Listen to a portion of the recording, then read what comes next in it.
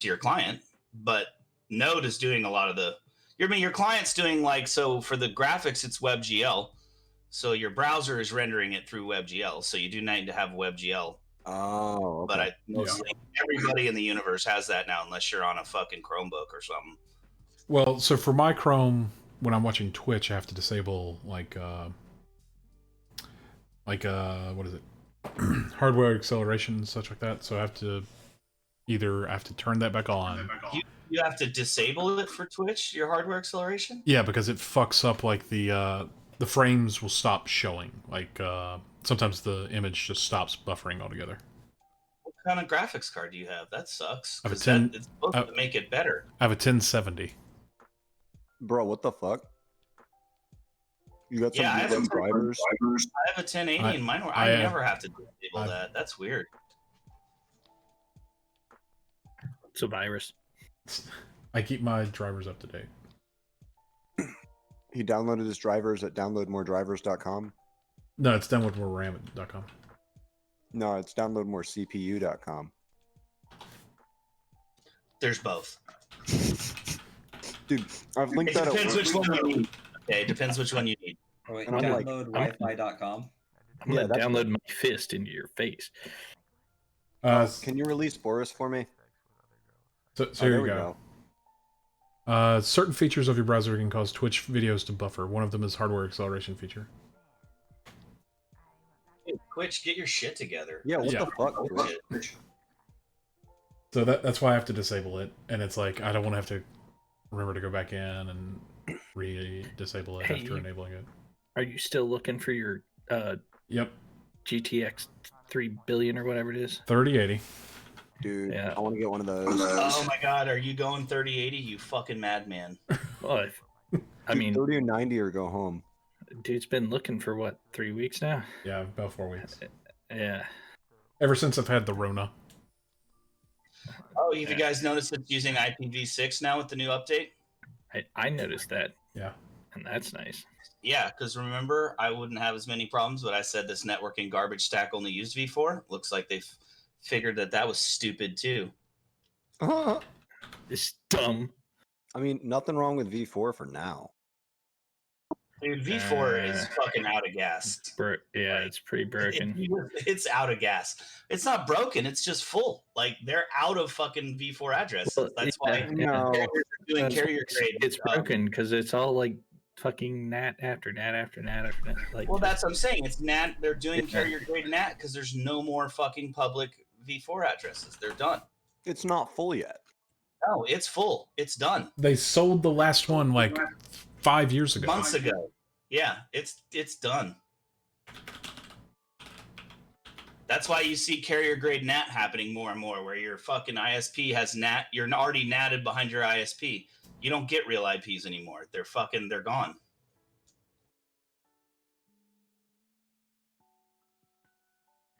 Yeah. All right, let's get started. Fucking 20 years, they'll get to V6. So everyone's here. Let's go ahead and start with the recap. So yeah, you all returned to the city of Airfell after having a hearty breakfast in the Flandin's farmstead, and you were greeted by a city in the throes of celebration. The Long Sun Setting Festival is upon the region, and there are several activities that are underway. Among the displays in the streets, your party made way to the academy, where business is a little more booming than normal with all the activities and people wandering the street. You made your way inside, where you once again met the City of Airfell's own Grifton Academy chapter master, Aurelia Flint. She was impressed by what you found at the McCaffrey farm, and the fact that you even managed to survive the encounter based on your rank. And she paid you much better than initially promised, and also offered you an opportunity. Seeing that the members of your several members of your party were continuously adamant in not only your capabilities but also the subsequent right to continue your investigation despite the quests having been escalated in class, and knowing you would be participating in the festival's tournament, she offered you a chance to prove yourselves. She said that if you qualify to fight in the pit, she will give your party a special fight, and if you win, She will agree to raising your party class immediately and recognizing your usefulness in coming investigations. You accepted her gambit and your coin and made your way out into the streets for some revelry. Some of you picked up things from shops. A number of you attempted to sell the wine that you had pilfered from the McCaffrey's farm, or not the wine, the beer that you had pilfered from the McCaffrey's farm, making a little bit of silver. And hijinks, I believe, Walter, you bought the Skywrite spell and had that added to your book, and we left off with the first night of the festival coming to a close. Walter wondering how he's going to make money off of this. Yeah. So, guys, I got an idea.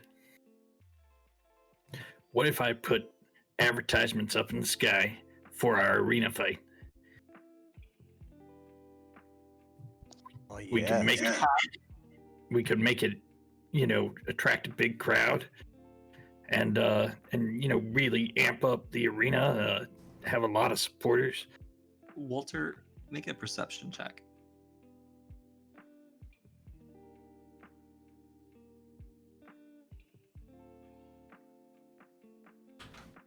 As you walk through the streets, you can't go more than half a block without seeing a poster for this fight. But no, not for the fight, but for us, for our team. Gonna kick ass in the arena, we try to get some fans, How does that help us, brother? Well, it doesn't help us immediately. I mean, the fans can't fight for us, can they? No, but in the long run, if we had a lot of people come to this fight, we would get more jobs, more opportunities, better opportunities. I believe that may only apply if we win, brother. Well, agreed. I don't think packing the stands with fans and then being losers will help us. Well, actually, that would be a big negative. So it is a strategy that requires us to perform. I mean, But, it might come be on. good if, I don't know, one of us died or something. They might feel bad for us. So what's the name of us? I mean, we could just be DC 13 or whatever it is. MS-13. AC, please, boys. Okay. So I'll just write a little bit of a marketing message here. What's the arena fight called, Ben? Does it have like an official name or something? As far as I have written down, I'd have to go check. Just to have an official. Yeah, it looks like I wrote down. It's just called the Long Sun Setting Festival Pit Fight. Okay. Oh, how many words do you get? 25. Oh, we're good. Oh, and I can draw graphics and stuff. Oh, how detailed. How many pixels? I don't know. 10K Start pixels. trying this. We'll have to see. So, you're using Skywrite, right? Yes. Is there two versions of Skywrite? I don't think so. Because I believe you can only cause up to 10 words before this guy. Oh, you're right. It is 10 words. I don't know why I thought 25. Ha! You're That's thinking of the- sending. Yeah, that's Get your ass pending. back. Check. Sending. Okay. Is sending 25 words? It Yes. Okay. The much better spell, sending. Sending That's is true. third level there. That's Well, true. All right, so I'm gonna, do a ritual cast of Skywrite. Right? What do you write in this guy? I'm gonna put come see AC 13 at the pit fights, and then I'm gonna have like a sweet little graphic of Boris smashing a goblin. I don't think you get graphics on that. You don't. It's okay. He can do his best his best emoji graphics. Well, Again, it's like ASCII art. Yeah, just like an ASCII art of it. He can Are do they his best only job. English characters, or does he get Unicode characters as well? There is no Unicode in this world. What is What's this? the maximum length of a word? Anti's, like the longest word in English dictionary? Like Because disestablished. just want to Anti-disestablishmentarianism. technically, Although I think chemicals names are probably longer. Yeah, than that there's now. longer. Well, there's also like proper nouns like that Welsh city, which is like good luck. could I fill the sky with repeating hashtags as long as I had no spaces in between them? Oh, that would just be That would just be multiple words with no spaces between them. Yeah, that's word salad. Garrett. There'll still be words. Look, Garrett, just think if you were trying to hire a guy with an airplane and you asked, well, so if I just don't put spaces, is that what? No, sir. That's not how this. No, sir. 10 words. No more. No. I mean, you can have less, but 10 words. Can't ruler this one.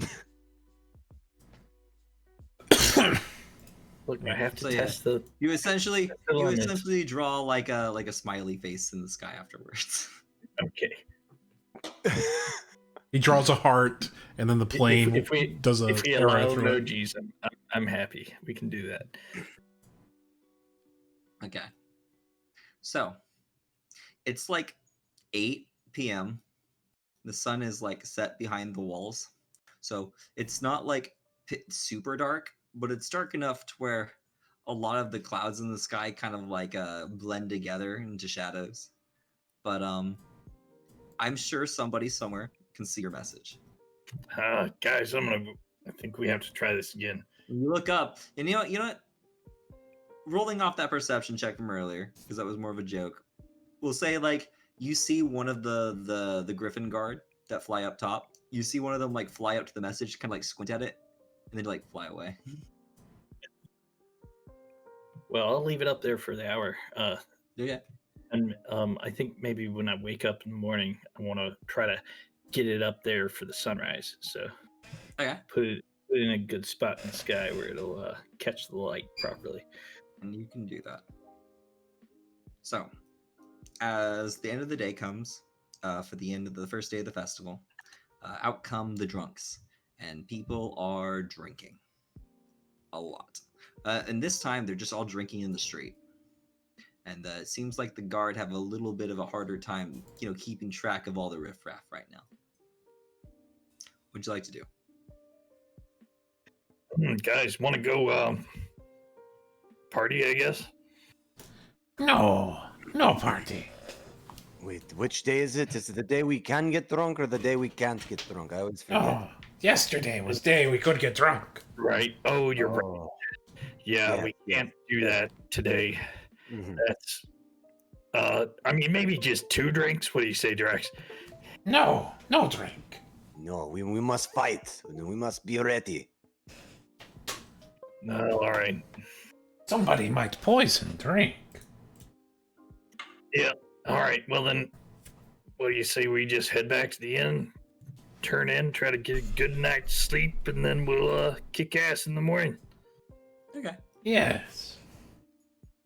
Oh, hey, as we're walking back here, Drax, let me ask you a little bit about how we want to play this tomorrow. Right now, I'm kind of set up as a controller and not very damage effective, but I can change my my spell selection to be a little more offensive. You think I should do that? Whatever you feel best. No, I'm asking for advice here, buddy. We You're need the only other person here that casts spells at all except sister, and she's scary as fuck. we need to win. So whatever it takes to win, right?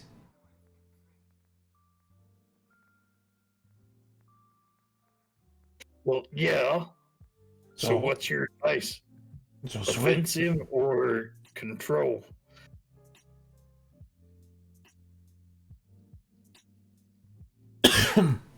I say, go nuts, balls to wall, offense. Well, all right then.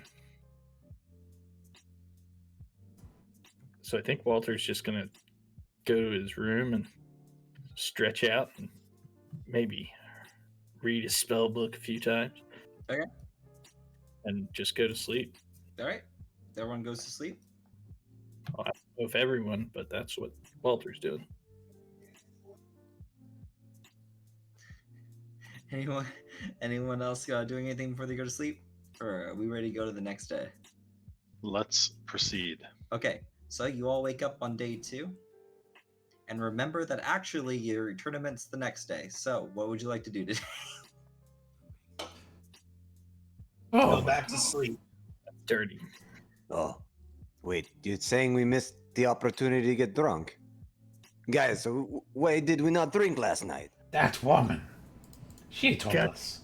God damn it, Drax. That woman told us 2 days. This is your fault. That 2 woman days. told us 2 days. That she told you that same day. Yes, I knew something was wrong.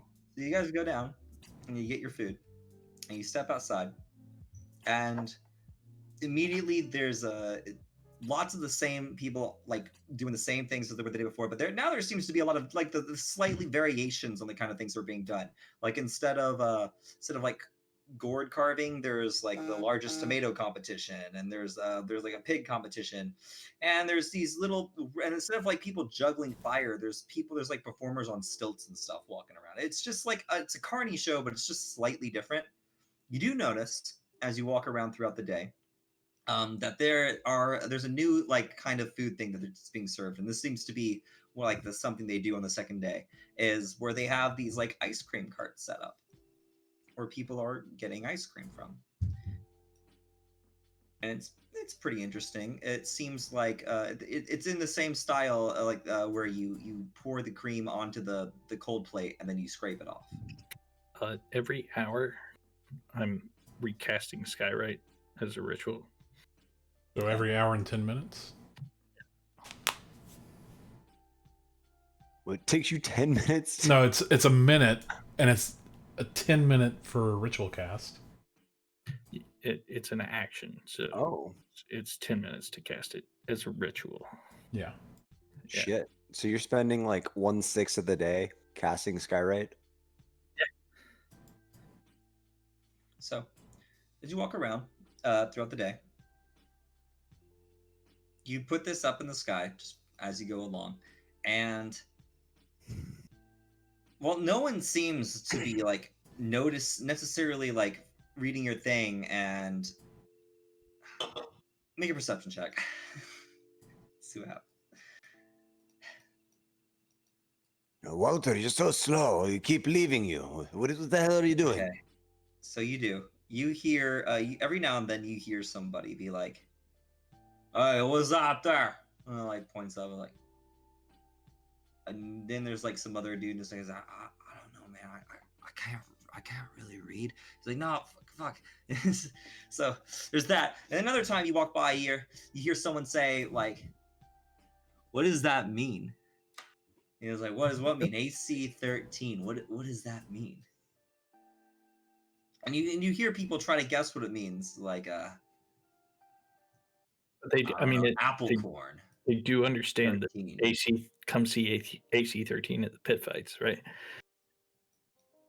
They understand the message, yeah. but the subject of the message it's like something they've never heard of. They're like, what is it? Is it like a band? Is it like a person? Is it like an item? What is this? Doesn't it say at the fight at the arena? I mean, it does, but it's not quite clear to them what AC 13 is at the If they fight. don't understand that it's at the fight, then they're numbskulls, and the message is not for them. If you can't put 2 and 2 together, And speaking I of feel the like fight, they're you hear below people- intelligence of 8. You seem to hear people more or less reiterate their excitement to go see the fight. That many of them were already going to go see. Yes, and they're curious about us, guys. See, it's working. Just hold on. I gotta recast it. It'll only take 10 minutes. Sorry, hold on. Oh, Walter, so slow.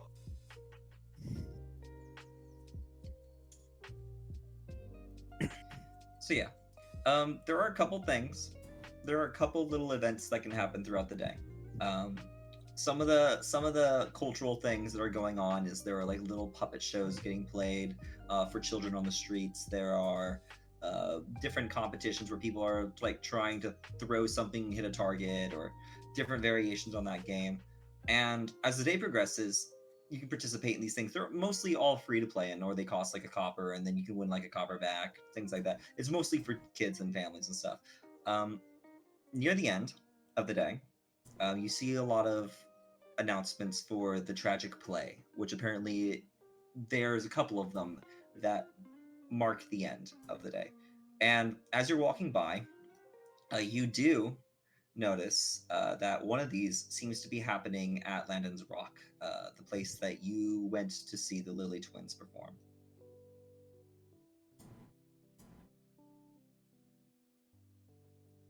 Tragic play.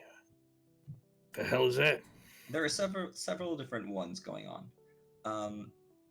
And whether or not you go to this, I'd imagine that standing out front, you see one of your friends, either Ari or Cadence, at some point throughout the day, and they would tell you, "Hey, you got to come back, come watch this. It's free." And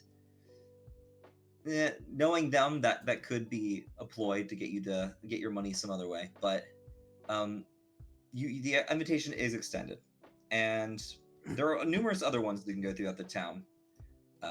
But is there anything else you'd like to do before we get to the close of the night? You guys want to go see the play? That sounds fun. I mean, there's not much else to do around here. We played all the games. You sat around 10 minutes at a time. So yeah, let's go see the True. play. Hold on, just 1 minute. I gotta recast. Oh, damn it, Walter! Not again. So yeah, and if you attend this play, it's very simple. There is some music in the background, and they do sing. They seem to just more or less be hosting the event than actually like performing in it. And it's pretty simple. It tells the story of the Mad Ire, which a lot of you have heard before. Well, one of you has heard many times, and then some of you have heard before. And it shows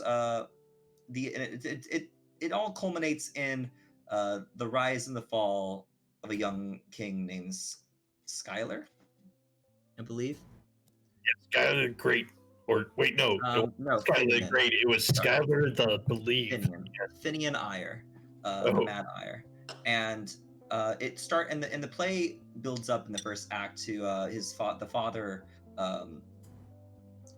going a little crazy, and no one's quite sure what caused that. But he eventually he dies, and his daughter Skyla Ire takes over as the Queen Regent while the brother comes up to age, and they have a very good relationship.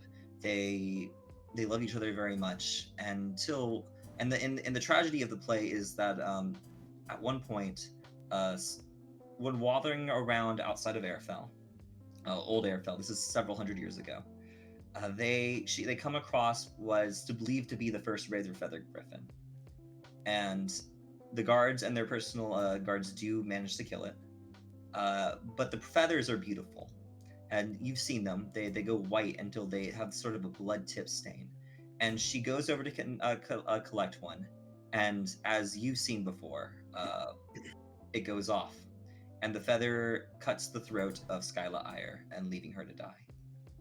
Oh, man, that's rough.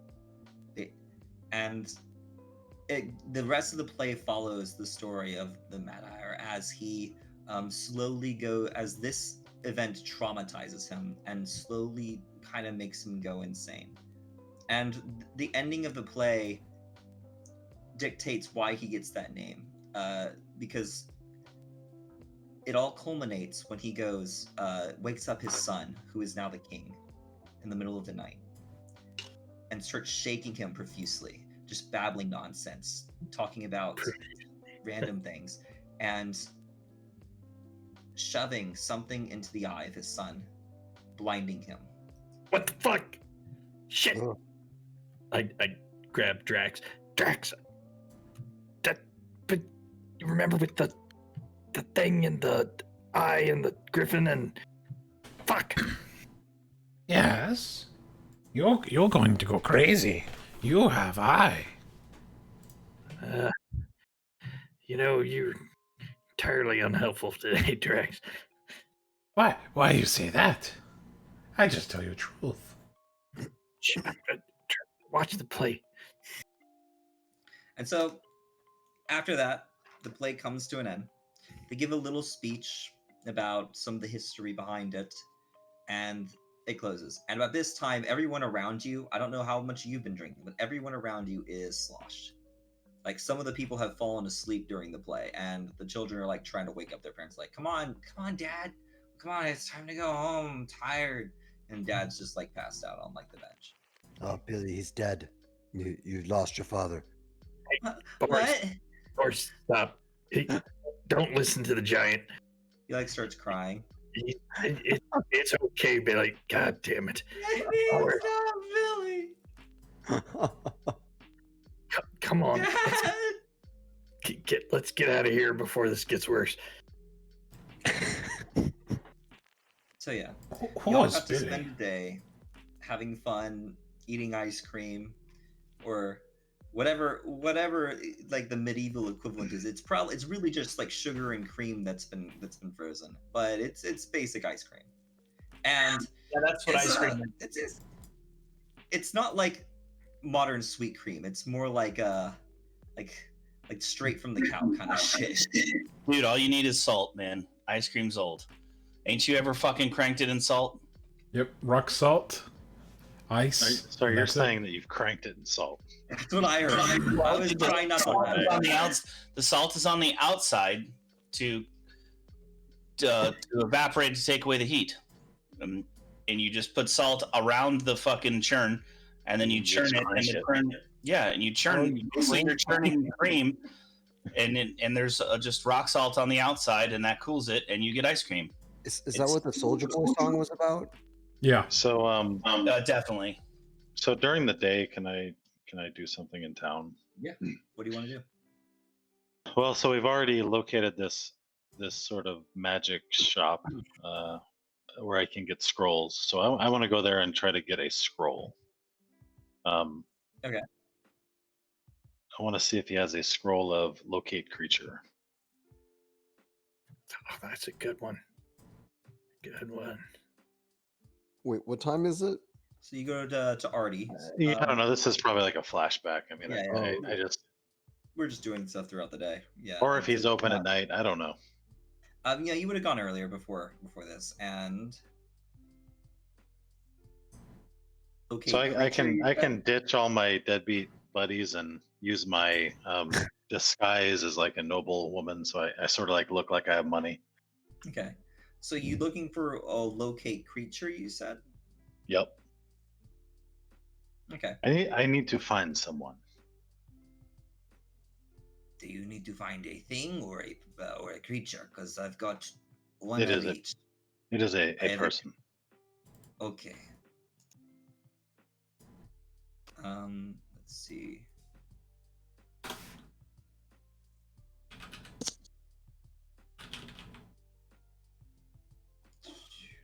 A second.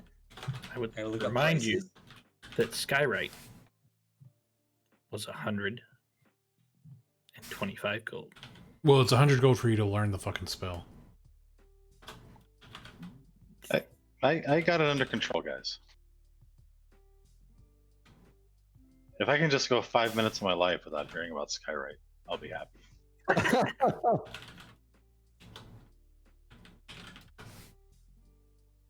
Give me 1 second. I'm trying to look up what this should cost.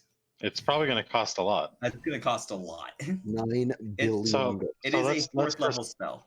Let's fast forward past that part to when I try to convince him to give it to me for free. Go ahead. Give me. What are you going to say to this guy? So when he tells me the price, I'm going to, pretend to be shocked. Although I think I realize, having knowledge of magic, this is probably a fairly powerful spell.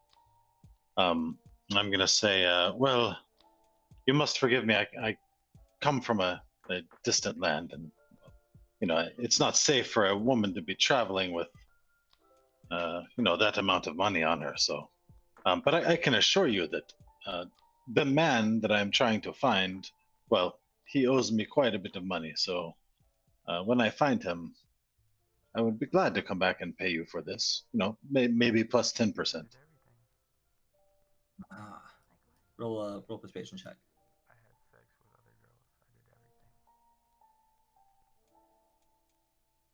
That's not going to work. But 11. Artie looks you up and down. And he, I mean, I would argue that it's kind of more of a deception check because I'm lying to him. You're not Right. gonna come back. So what would your deception modifier be? Plus 2 on top of that. Okay, so 13. 13. Yeah, Still so not great. You had a wink.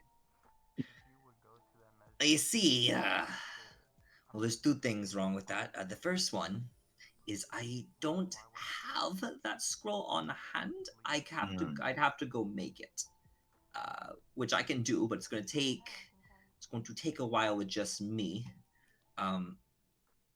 If you're willing to wait, a spell scroll like that, 2 weeks time, I could have it for 500 gold pieces. If you want it done faster, 750. Okay, so I'll keep that in mind. I'm not going to place my order quite yet. Or you know what? Fuck it. I'll place the order. I don't know where I'm going to be in 2 weeks. Also, just out of curiosity, how much is the locate object? Locate object. Scroll. Yeah, that's a level 2. Much cheaper. That's going to be 200 gold pieces.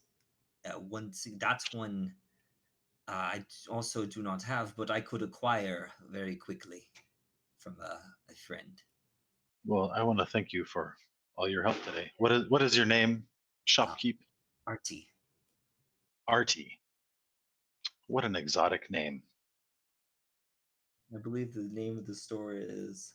I extend my hand to him, and when he reaches out, I kiss his hand. Farewell. He stunned. He's like, yes. Like pulls his hand back. It's like his fingers seem like longer than they should be, but not in like a haggish way, just like in a mild deformity kind of way. He's got long ass fingers. I mean, I'm cool with that. He like waves with them like one at a time as you leave, like cascades them. Fine.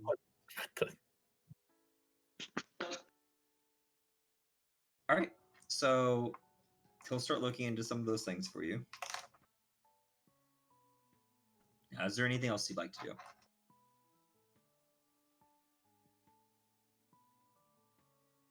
Or is there anything else? I'm sorry, my son was yelling at me. What was that? Just checking to see if there's anything else anyone wants to do before we fast forward. No, that's it. All right, awesome. That's great. We're gonna make it to the tournament. Hooray! So yeah, you guys go to bed. I assume without getting trashed. And you can go ahead and wake up on the third day of the festival. It's a little bit harder to sleep tonight. Your rest isn't as peaceful as normal, mainly because it is a rowdy town. And where you are currently staying, out in the river town, you are like, it is just as rowdy as it was in the circle, because this is where all like the fishers and the sailors are getting together and having their party, and they are more they have some ability to drink more alcohol than any people you've ever seen before. And you're sure that by the time morning comes around, it seems like people are finally passing out for the day, which is sad because the whole day of today is just drinking pretty much as far as festival goes. But you wake up and make your way down in the copper coffers to a simple breakfast, and they bring you out some eggs and some weak ale and water and milk. You guys have a good breakfast. What'd you like to do? When is the fight? Yeah, what time is the fight? You aren't entirely sure when the fight is happening, but you were told to come early. Oh, As well, early let's as head over possible. there. As early as possible. Shit. Oh, we might already be late, guys. We gotta get going. All All right. right. I take an hour fixing my hair. Okay. Keep that in Oh. mind. Oh yeah, I need to do something very important. Skywrite. Let me guess. No, he Oh, needs to crap. portent. Those are some Ooh. bad portents rolls. Some bad portent No. rolls. That is a Ooh, good important roll. Amazing. Oh yeah, that's rolls. right. Yeah, that's great. Low. The only thing bad is middle rolls. Everything else is good. Yep. All right. So you go ahead and can make your way over to the academy. And as you walk through the streets, there's people passed out and guards doing their best, like after having just changed their shift like before sunrise, trying to wake up the drunks sleeping on the street and get them out because it's just not kosher. And there are some times when, like, on your cart, you feel like you have to, like, you're worried you might crush somebody because there's just people lying on the ground. But careful maneuvering, you make your way to the Griffin Academy, where things are already picking up. There are people. It is packed with people who appear to be workers or other hunters. People are moving boxes, carrying around equipment, setting up stands for like buying food and stuff when the night comes around. And you hitch up your cart, with all the other ones, and you do catch what appears to be the chapter master, Aurelia Flint, not too far off, talking to some people. Talking to what appears to be a very large half-orc man and a dwarf man who are. She does not seem to be happy.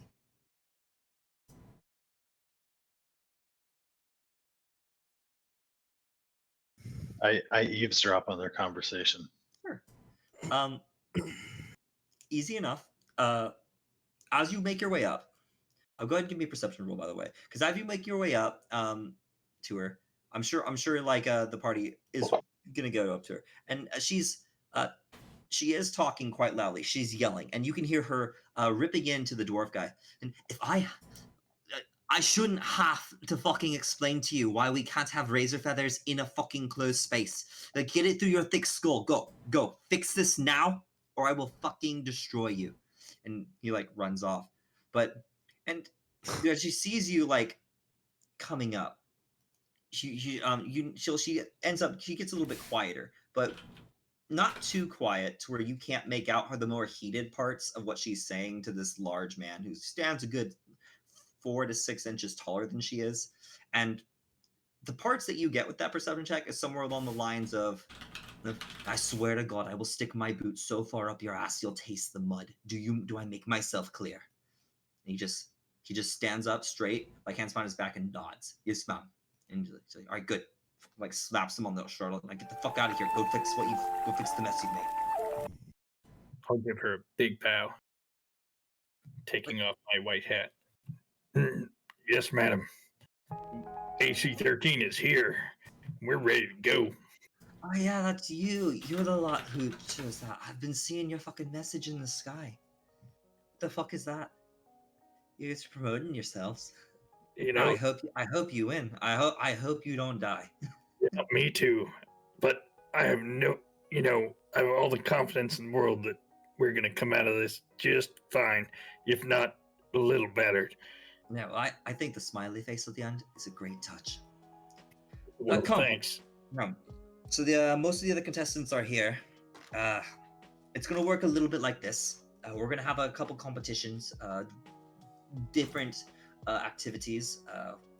Starting off, there's going to be some an accuracy test. You need to pick 1 or 2 of your people. So basically, everyone can sign up in groups of 4 to 6 people, and everybody needs to have at least 1 person on each event.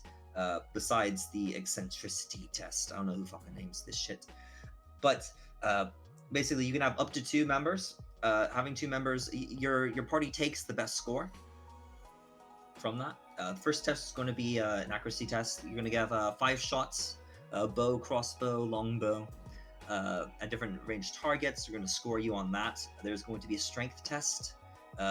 She looks over at Boris. It's going to be this guy who's going to be dragging some boulders, I assume. There's going to be an obstacle test for agility. So whichever of you are very dexterous would be very good for that.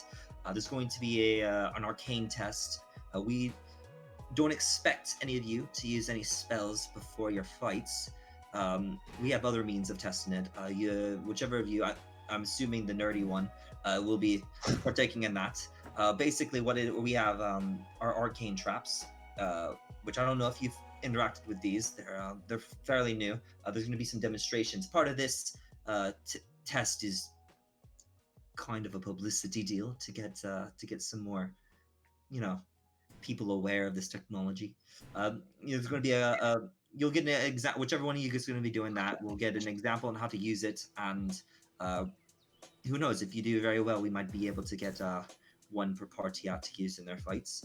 The last thing is basically just a talent shift or anything else anyone wants to show off, like any odd talents that you think would help boost your claim to fame or score your team a little bit of extra points. Just, it could be anything.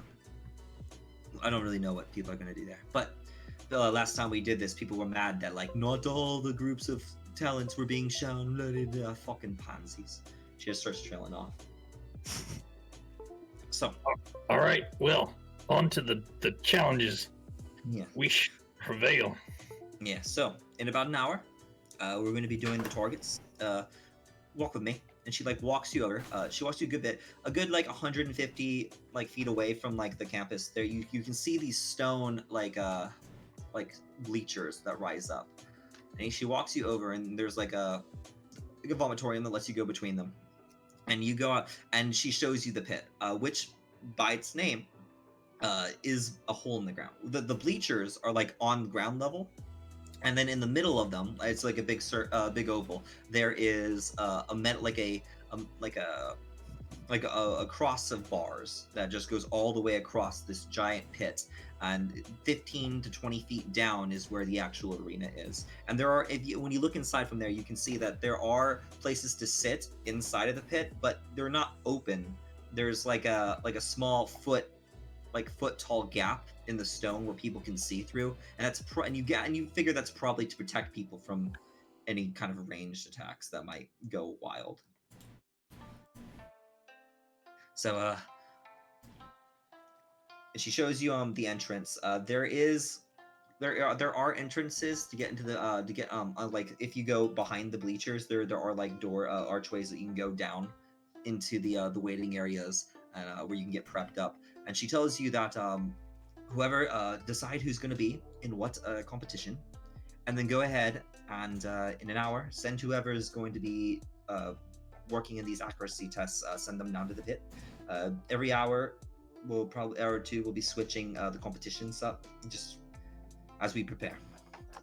If you have any questions, be sure to ask someone who looks like they're running the show. I will probably not be around until near the start of the actual shit. She's like, all right. Oh, hey, you promised you'd tell us who we might fight at the end of this. Yeah, that's right. Assuming I already know who you're going to fight. We had a deal, and so assuming if you qualify, which I assume you will, you are going to be fighting a mirrored stalker. I assume very few of you know what that is. Wait, I'm didn't she already sorry. tell us that? What? Mirror stalker. Can I look it up in the Sure. Jerry? Make an investigation roll.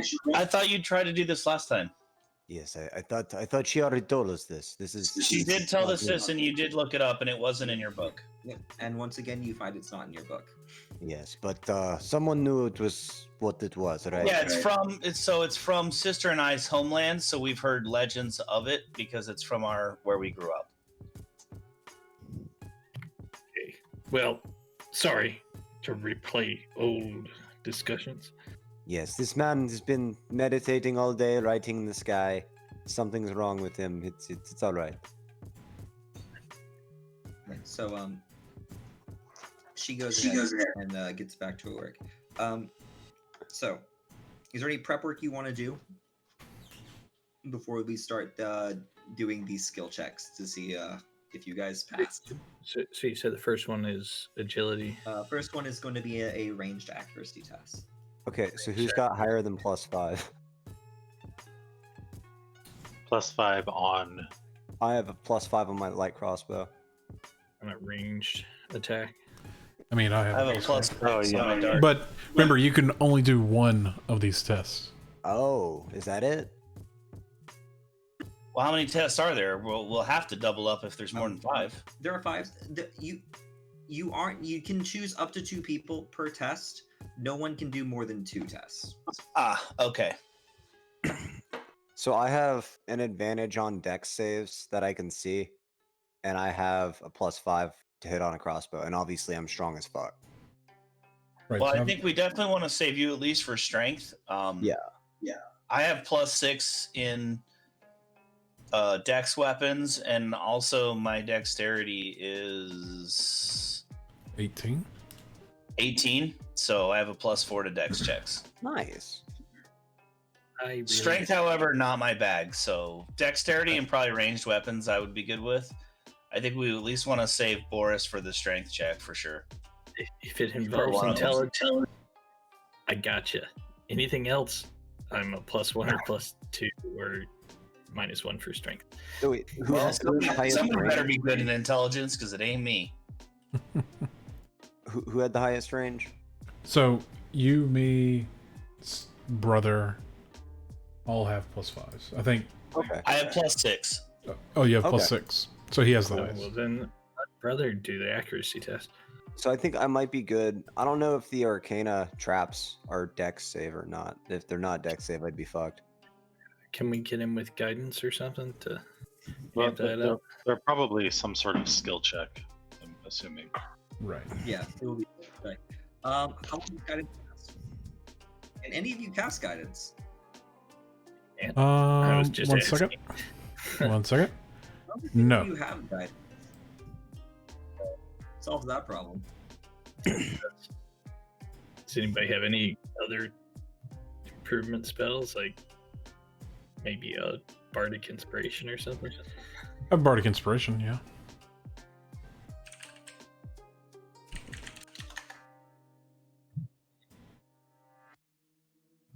But you want to use those for these skill checks or for the fight? Yeah, probably for the fight, they said they wouldn't make us use spell slots, so I think these are straight skill checks. Yeah. Right. I mean, I'm sure we could use inspiration, but you might want it later when it actually might mean you might die. Yeah, let's just roll with it. So I guess accuracy test is going to be brother, right? With his +6. Well, What's we can an have two. What's an actuary? No, it's like accuracy, but pronounced terribly. Oh, Well, you see, sister, it's someone who calculates the risks and the cost of risks and the potential risk problems. Frequently, they are employed by providers of insurance, those who, for boats and freights, and whether a boat will succeed and sink, may employ an actuary to realize what the potential downside of the investment would be. All right, hold on. Ben, can we go over the events again? Yeah, and I will tell you. So no one cares what an actuary is. Fine. No care. So the first test is going to be an accuracy range test, really more of a precision test because you're going to be shooting at targets. Yep. It's going to be scored, based on which targets you hit and how far. After that, there is going to be a strength test. She said it had something to do with moving boulders. Okay. Yeah. After that, there will be a dex, like an obstacle course that someone will have to run through. Dex obstacle, got it. After that, there's arcane test. It's what? for Sorry. non-magic users who arcane test. Arcane test. That's Walter. She said Yeah. they had some sort of arcane traps that the calibration of which would would prove someone's arcanic ability. And the last And one. then after that, the last one was just free for all. Anyone who has anything else they want to show that they can do, anything unconventional, then it's like a talent show for that. Okay, Oh, so I got something for that, guys. okay, so if we have brother on the first Can one, help each other with 2 each, right? So and brother on the obstacle. So then brother couldn't do anything else. So then we'd have strength, and we're saying Boris. It would be Boris's help. Like I have a 12 strength. Oh. You could not help in a strength test, Garrett. No, So I could help him with that. right? No. So sister, okay. Oh well, see, Bias probably wouldn't be much help in a strength test. No, Yeah. no, I mean, he I wouldn't. could help him with that by shouting encouraging words. So Boris' sister. Okay, so arcane test we said was Walter. And if it's arcane, who else has high arcana? Probably the only one because it's in I have a +1. +6. I Yeah. have a +1. I mean, I have +3, Okay. so I mean, I'm proficient in Arcana. So do we want to put you in arcana or the free for all? Because if you're with strength, then that only leaves you 1 left. Well, honestly, I'm not very strong, so Okay. Well, what's your strength modifier? Let's put it that way. my strength is a 7. So Okay, I have okay. a -2. Okay, so Oh, strength. shit. So strength will be me and Boris. Hey, weaklings unite! I got a negative. Oh, I got a -1. I'm Okay. stronger. But So- I have Flex. bardic inspiration, so Looks at his muscles. Yeah. So Yes. so Boris and Drax are strength, accuracy, brother, and who? I can do accuracy. I'm +5 to Yeah. hit. So then Boris is done. So dexterity obstacle we have brother and who? I could do that. Okay, so sister. Alright, so Walter and Sister. sister. For Yeah. Arcane. Yeah. And then that's just Drax for free for all.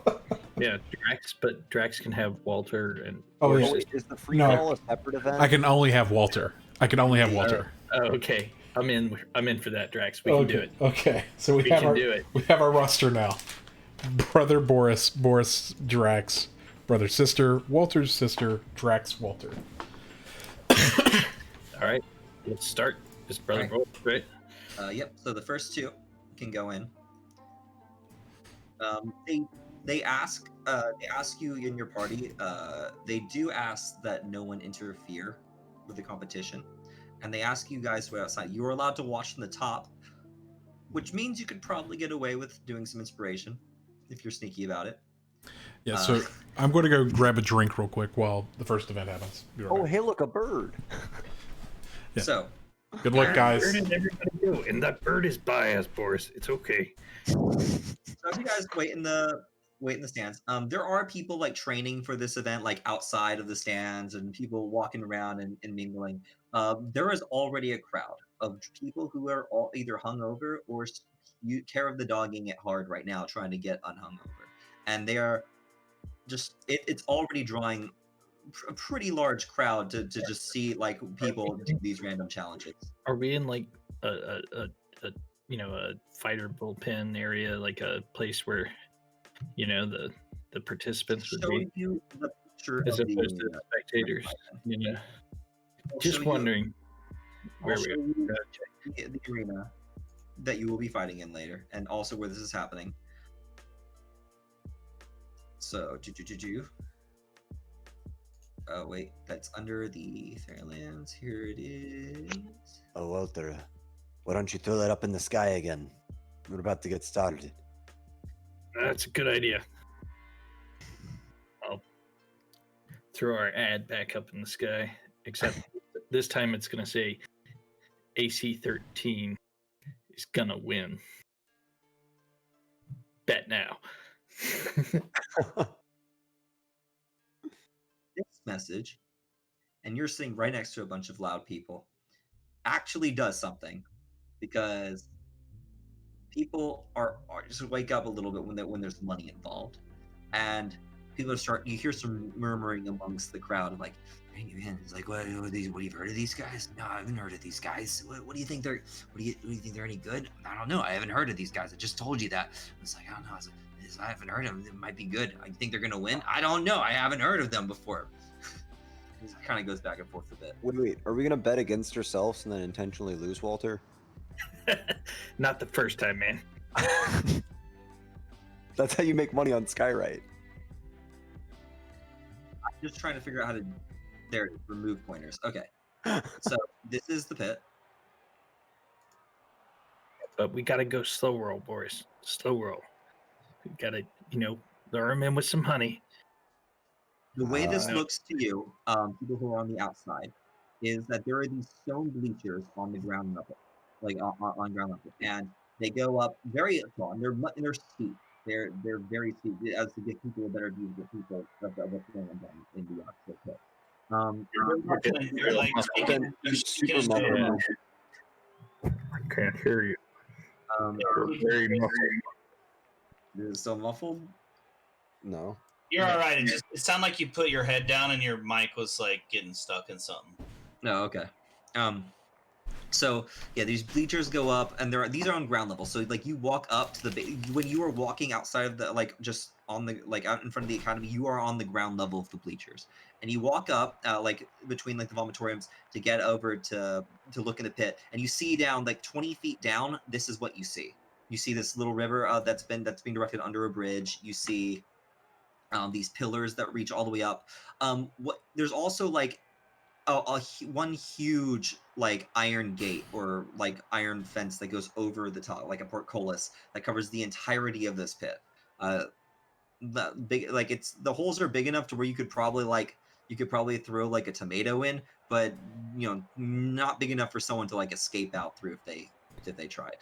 Saying there was an iron dome over this thing. It's not a dome; it's flat, but essentially. If it was an iron dome, then it may attract lightning, making it a Death trap. thunder dome. I knew where you were going. Not quite a dome. It's just basically there's these iron bars that crisscross that keep someone from going below the ground level of basically, because this pit is a pit. It's dug into the ground.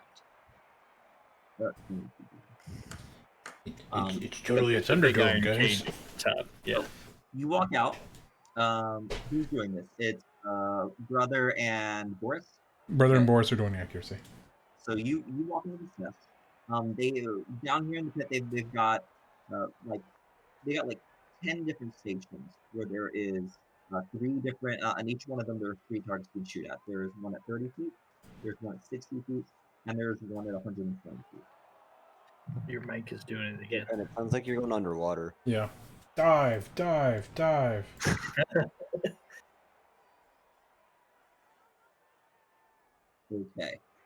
There we go. Maybe. So yeah, they have basically an That's way better. easy target, a medium target, and a hard target that you can shoot at. The first round, it seems to be already underway. They're already shooting, and you see your competition isn't necessarily super stiff. So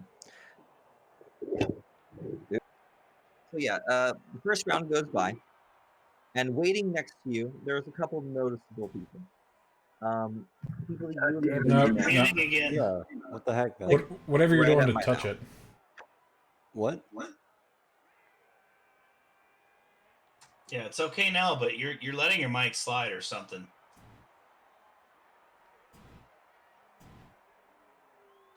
So competition's not stiff. There's people in front of us. And there's an easy, medium, and a difficult target. Hello? No, Yeah. not good. Yep. Not good? Speak. Sounds good to me. Yeah, well, speak maybe a sentence, 10 words.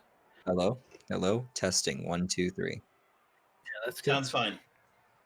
Okay. Weird. So yeah, easy, medium, hard. You go ahead and you watch, and some of the people around you that you notice that might be of interest. There's a bronze dragonborn woman standing next to you with an ornate bow on her back. There is a halfling woman currently right now shooting before you, with with long braided red hair, who is killing it. And she's probably the only noticeable person right now who's already going. And she has put 3 into the far target, like near the center, and she misses her 4th, but her 5th one, like she just decides that whatever and shoots it into the medium one dead center. And it's impressive. There are some people who are like and you can hear like up top, like there are people who are like already like people are betting on like the outcomes of these, like who they think's gonna do good and who's not. And so this goes on. Yeah, everyone takes their shots. They seem to only be using like 5 of the areas at once, just because they're not going at a very hurried pace. Eventually, you all get called up in the next group. It's you two, the Dragonborn woman, this elven man wearing a long blue cloak, and a dwarven man who doesn't seem to have a bow on him, but it becomes clearer that once you guys get up to the line that he's going to be using a sling to try to throw these rocks at these targets. So you're all instructed that you may shoot at any target you wish, but it's going to get obviously it's going to be a higher DC for which one you want to get to. They're worth 1, 2, and 3 points. So first volley, where are you guys shooting at? Well, I have to take the short range ones because I don't actually have a bow. I have throwing weapons, so there's no way I'm not hitting the shit that's far away. Walter's So I'll going to take the scream close. from the stands. AC-13. Wait. Was throwing weapons allowed? Because I thought they just said bows, crossbows. Throwing range weapons. Okay, all range weapons are allowed. Yeah. So you So take, I could the throw a firearm. javelin if I wanted to, right? Your bow would probably be better. Javelins have limited range too. Javelins are 2060. Yeah, short range. You need Wait. bow What's the would be difference best. between thrown and ranged? So a javelin has a range of 20 feet and then 60 feet. Thrown and then ranged are both ranged technically, but the range on things you throw is much shorter. Knives are 30, 60, spears and javelins are 20, 60 or 20, 50. Bows, short bows are like 80 range. Long bows are 120, right? So it's 3120 and the crossbow is 8320. Mm-hmm. Or thrown. So javelin is a thrown 3120. I get a +6 thrown or a +5 ranged. What the hell does that mean? So because a javelin is a thrown weapon, you get your strength modifier. Versus like a finesse dagger that you throw is finesse, so it's dexterity. Why is there a thrown option and a ranged option in Fantasy Grounds for a javelin? What's the difference? Well, one should be melee and the other should be thrown. No, there's a melee, and then there's because every item is customly made. Every single item that you put into your weapons category has those 3 options you can swap between. Oh, okay. So what should it be? It should be ranged or thrown. Javelin is thrown, but thrown is ranged. Well, what's the longest range? So there appears to be a 15 feet, a 30 feet, and a 60 feet. And a 60. Well, so can somebody just loan me a short bow? I mean, I can use the short bow. I could loan you a light crossbow. Party has one, just let me use the short bow. I have a light crossbow. I can use a short bow. I don't think any of us have a short bow. So what's the point count? Do we know that? You know that it's 1 point, 2 point, and 3 points in order of difficulty to hit. Okay. So I mean, you can easily say that you borrow Flick's short bow, assuming she lets you, which I don't see a reason why she wouldn't. I mean, I doubt Sister would prevent you. You can go ahead. AC Each of you tell 13. me- Each of you tell me which one you're shooting at, and then give me an attack roll.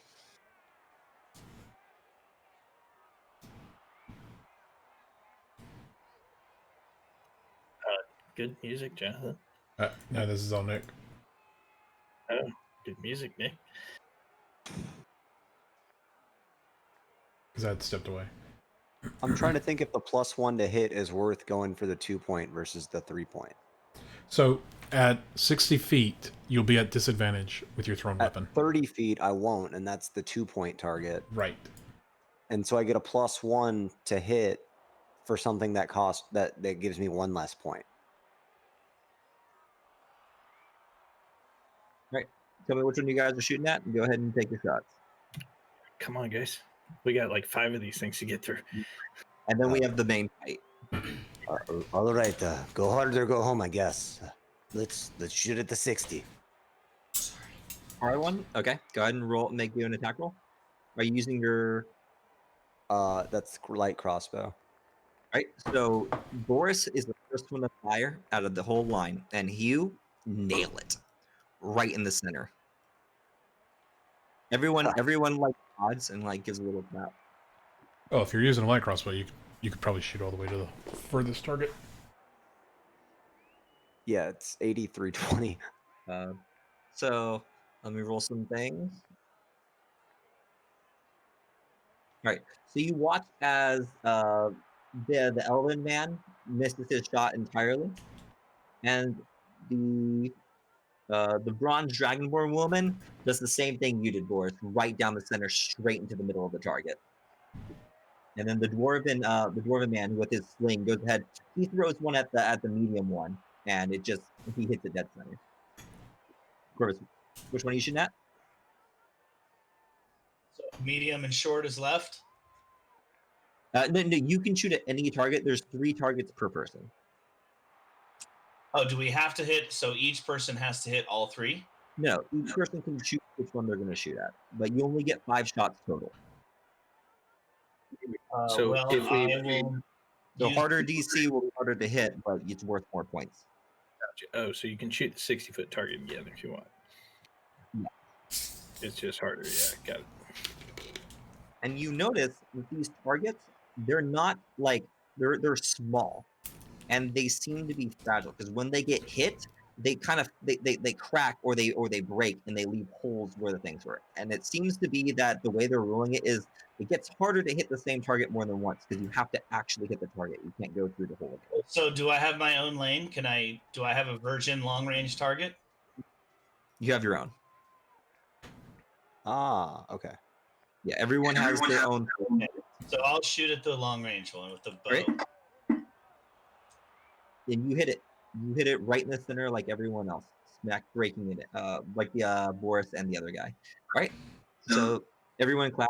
People are starting to pat like underhanded. Up top, you see people like starting to whisper and like pass money around. AC 13, gonna win. So you guys tell me who you're shooting at again and what you're shooting at again, and then go ahead and make your rolls. So Boris is going to shoot at the medium target with a javelin. No, Boris. No. Okay. First,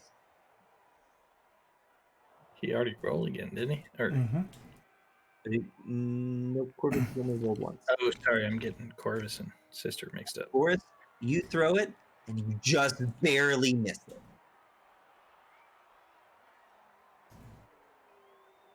No. All right, Boris. It's all right, man. You watch as the black dragonborn puts another arrow into the back target. This time a little bit shakier, but still managing to hit the ceramic and break another piece off. The dwarf this time he manages to hit the middle one again, and you watch as the elf dude he gives up and he's like, I'm gonna shoot the medium one, and he misses that one as well.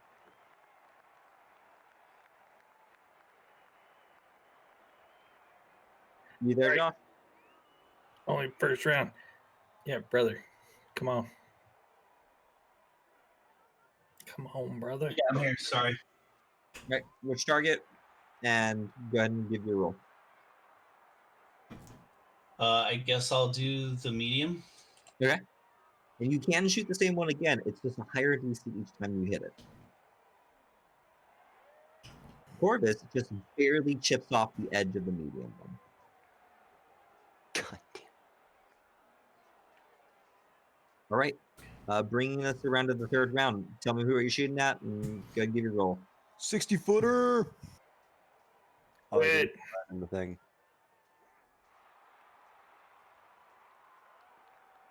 Oh, Which one were you throwing at, Boris? Oh, I'm sorry. I meant to do that with the crossbow. I didn't mean to do that with a javelin. I meant Oh. shooting at the 60-footer, so that should be a +5. That should be a 22. You hit it again. Not directly in the center, because darkly in the center doesn't actually show any points, because you have to hit the plate again. You do crack another piece off. You watch as all three of them hit the middle target again of your opponent.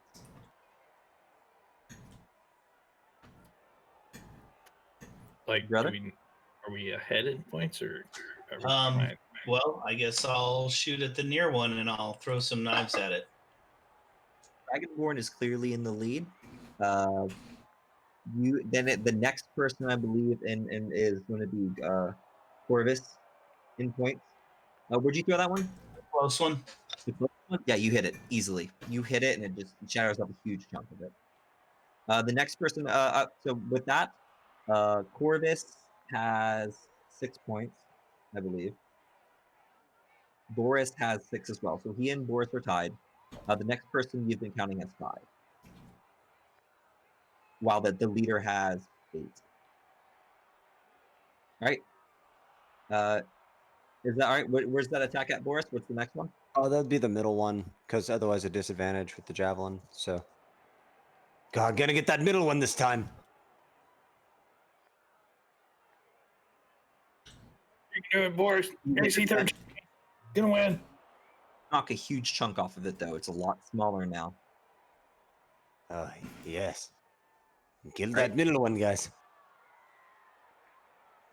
Go ahead, brother. Tell me where you're going to shoot at and do it.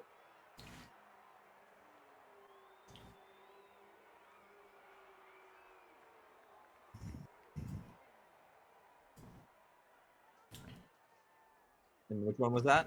The long one? Yeah. Right. You've already hit the long one once, so you just barely miss it that time. Luckily, though, as Right it seems out, the only other person to hit their target this time is everyone else went for the gamble. The only person to have hit their target again is going to have to be Boris and the Dragonborn lady. So the score is the score lead currently is the Dragonborn lady, Boris, and then Corvus. You got 2 more, I think. 1 more. Yeah, 1 Dramatically. more. It all comes down to this, Boris. Can you do it? How many points do we need? Just 1, I think. I don't know. I'm up in the stands. It's hard to talk this far away. Yeah, Boris, you just hear. No, you can Brother- hear him quite clearly. Brother, He's are we very- winning?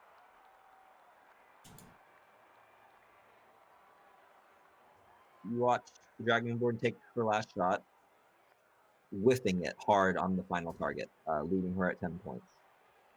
The sling guy goes, whiffing it at the middle one. Wow, that's 2 times in a row. And the last guy, ooh, okay. And finally, the Elven Man, just doing absolute horseshit. Finally, takes a big huff, fires a shot at the far one, and hits it, putting him to 7. No, only waiting on you two. What are we at? You're at 8, he's at 6. I'll go for the far one again. Go ahead. And you hit it. You smash it, putting you up to 9. All right, I'm gonna smack the far one as well, or attempt to. Okay. Oh! Oh, no. It was All right. almost Yeah, 19. and you go, and I don't know. And there's a second where someone else, where like people like who are watching another one of the players, probably like the elven dude, like cheer for a second because like, oh yeah, he did it, and then they realize, oh no, the Goliath dude just hit the other guy's target on accident. So, yeah, you guys finish your competition. Your scores tallied. You are both in the top 3 of that group. Wait, I thought I had one more. Of course. You have 8. You would have you had 2 more, and then he got 3 in that final shot. Boris, why did you shoot the other target? You know that's illegal, man.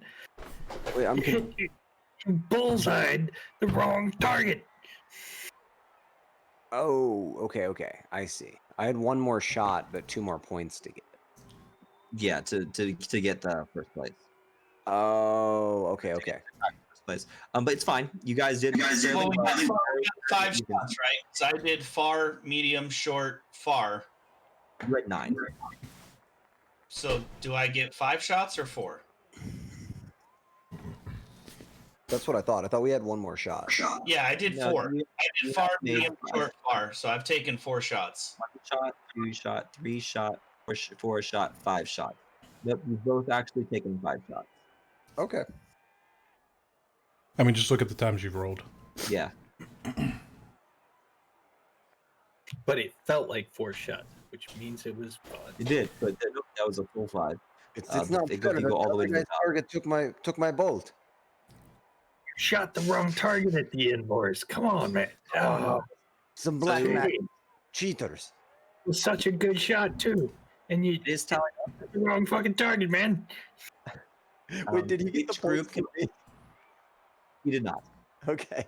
One got that point, which made him very sad. But your group did seem to come out in the top out of the top 3 scores of everyone, because you only get to keep one of those scores, but all the scores are counted into like per group. So technically, you knocked 3 people out of this, or 2 people out of this when you would have only knocked 1 because you had 2 people in this group. Don't worry, big man. You're up next. Is With strength. so. Wait, I think it goes So- without saying, but Boris is going to retrieve his bolts and javelins. Yes, everyone may retrieve their stuff. And it's no problem. All right, so you guys leave. Next step is the strength test. So you wait a little bit. Some people come up and like, hey man, that's pretty good shooting, and like give you a pat on the back, sort of.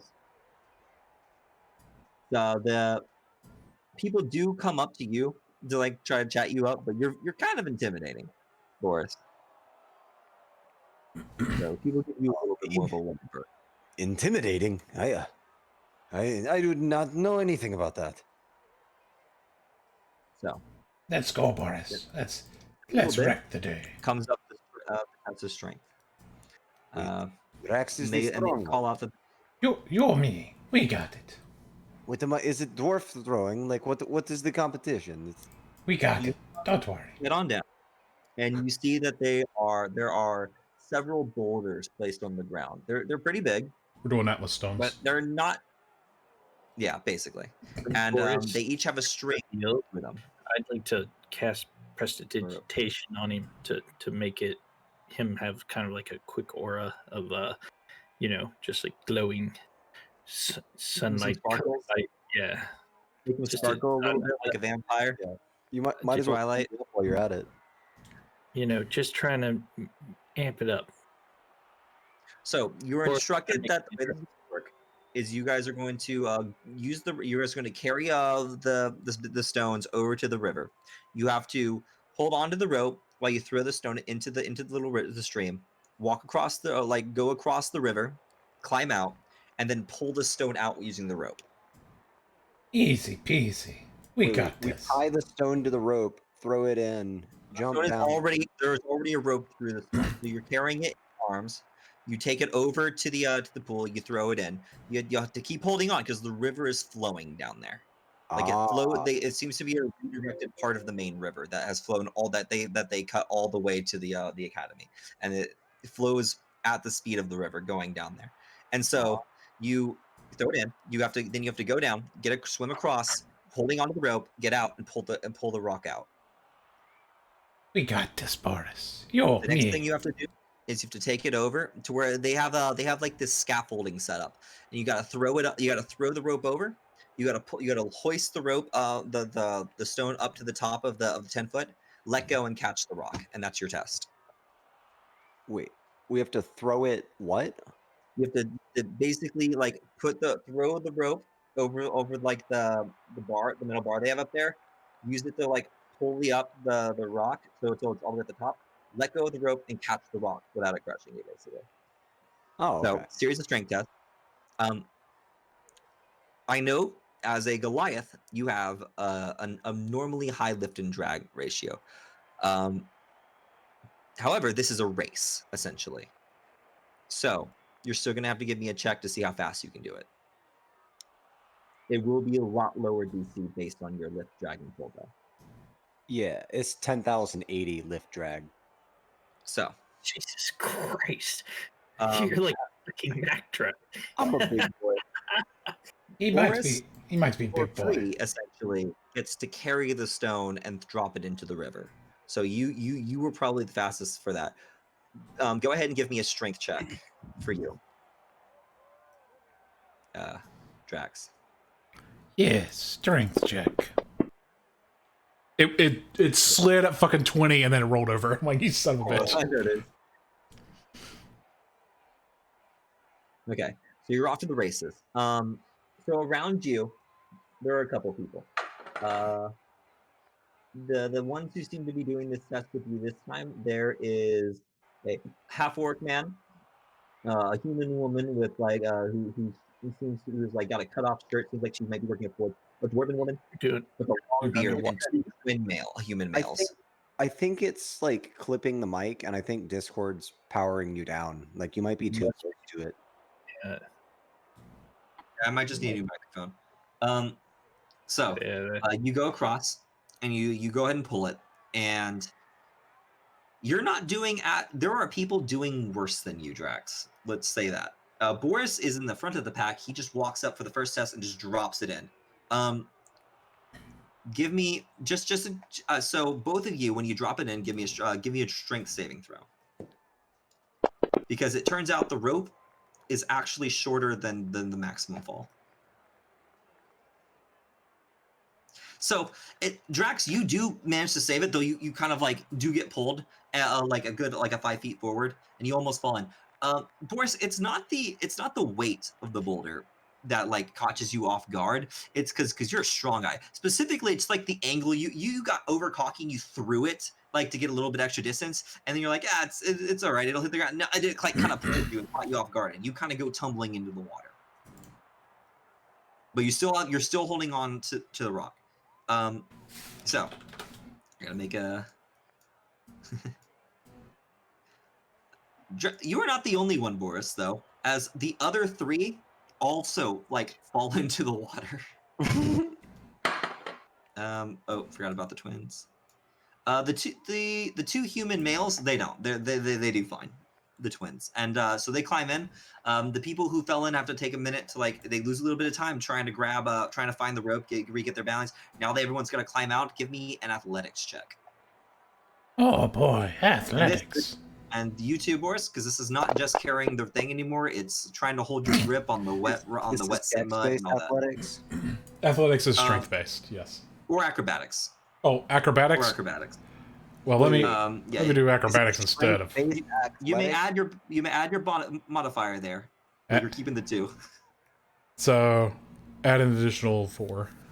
Okay. It is Athletics strength-based athletics? Athletics is strength-based. Okay. Mine was on Dex for some reason. God damn it, 19 and rolled again. All right. Let's just roll all these at once. I know they're modifiers. Okay. All right. So, Boris, you and one of these human guys, you guys managed to pull your way up.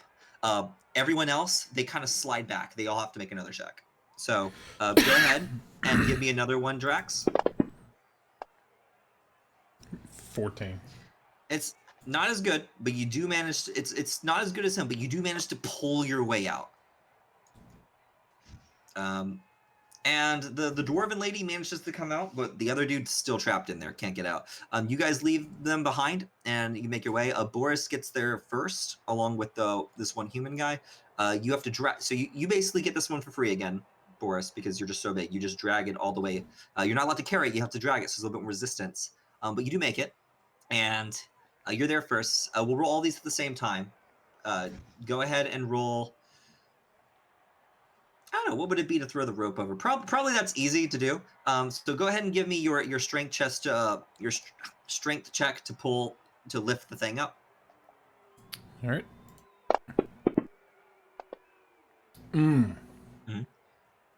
Make it as well. Yeah. Slightly less than average, Drax.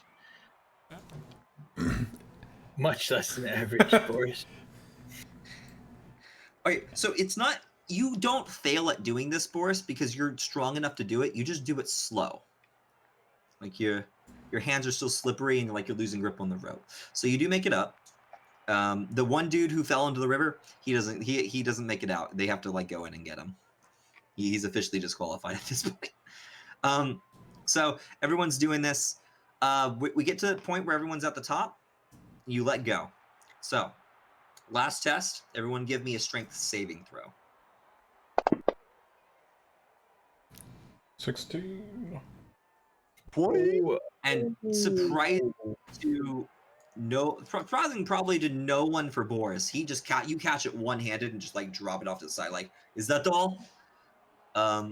You end up coming. Boris, you end up coming in first. Drax, you actually end up coming in. Wow, you actually end up coming in third, believe it or not. Oh, very good, Drax. Very good. Yeah. Bad rolls on people trying to get out of the water. Fuck you, water. Some people do there are two people who just slip and they when it on their saving throw they have to and they grab it and they just kind of crushes them and they fall over, and if you fall, it doesn't count.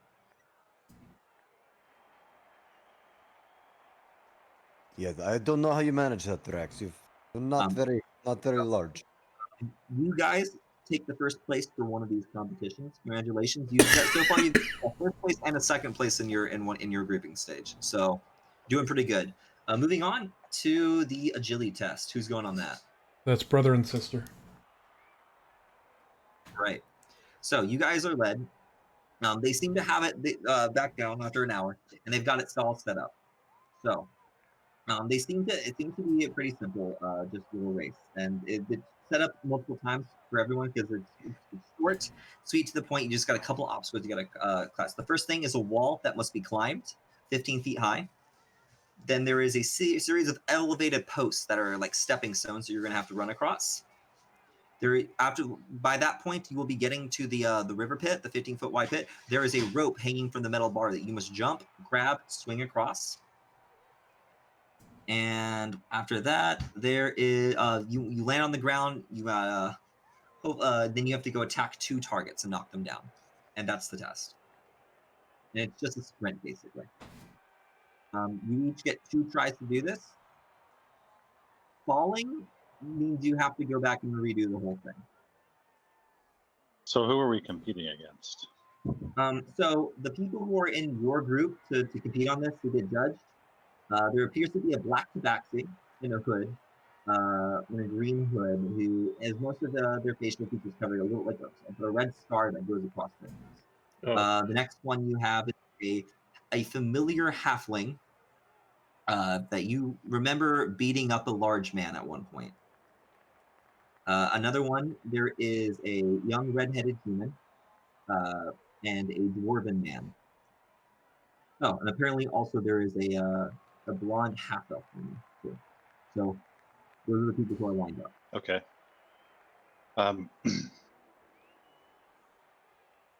So about a minute before the race starts, Yeah. I'm gonna go up to that tabaxi and just introduce myself and wish him luck in the race. I'm gonna cast friends on him. Believe that's a what save? That's no save. There is no save. save. Right. cantrip, right? Mm-hmm. Okay. All right. So you walk up, introduced yourself. She will notice you. She'll acknowledge you. Say, What? "Ah, yes, you're with them, right?" And she points over as she nods up like through the bars at the Goliath and the nerd that are just leaning over the bars, like shouting out AC1, AC13 over and over again. Yes, What the does nerd. that mean, by the way? AC 13. Yes. 13. Woo! I don't know. They just shout that for some reason. That is strange. Yes, Ah. it is. I don't know humans. And I she think tells the you- human has taught it to the Goliath. Oh yes, 13. I don't think he knows what it means either. That's unfortunate. By the way, I am Gravi. She holds her hand up to you. What was it? Gravi. Dravi. Okay. Dravi, Eshlek, pleased to meet you. And good luck. Thank you. And she like looks at you as well. And she like looks back. And after a minute, she kind of like shakes her head and she like looks at you weird. Because one of the things of that spell is that afterwards they realize you use magic against them. I give her a wink. It says that they become hostile towards you. However, you didn't really use the spell to do anything, get anything out of her or anything. So the hostility probably comes more off as a, "Oh, I see you, and like a competitive like nod." Well, yes, whatever it is. My intent was that maybe she would like attack me and get disqualified, but That's dirty. you interpret hostile however you want. I flip her off.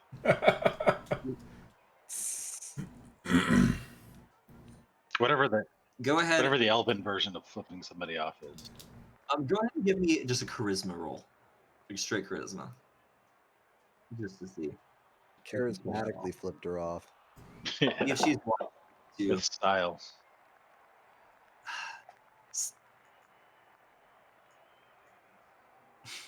she beats you. She does not lose her temper, but she's watching you. Right. We're the competitor. Okay, so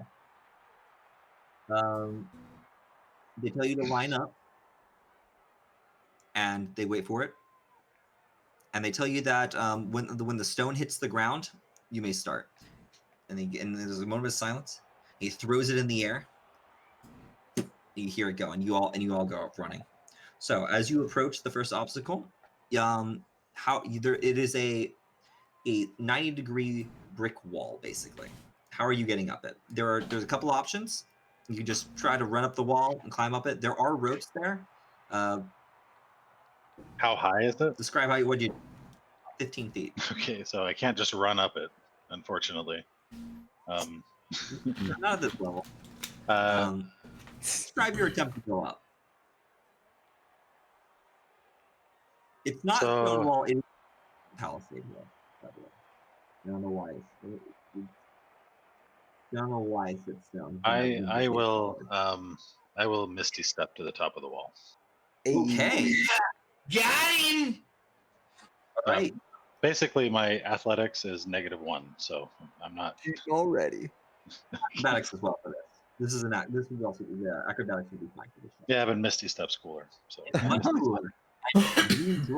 People scream when you do it. Like, Presented with a bar game. Whoa, I can't hear two people talk. so, who else is running in this test again? Sister and Yes, brother. Brother, how do you do the same? Or I'm gonna just try to use acrobatics to, do Alright, some crazy Spider-Man shit up. Wait, on a side note, I have no idea what I just did. I roll a million there or what? No, okay. No, I rolled for the other contestants. All right, so it does. You get about halfway up, Everyone else gets about halfway up with you. The Tabaxi, on the other hand, she basically just scurries up the wall, and she's right on Eshlick's tail. So Corvus, go ahead and give me another acrobatics check.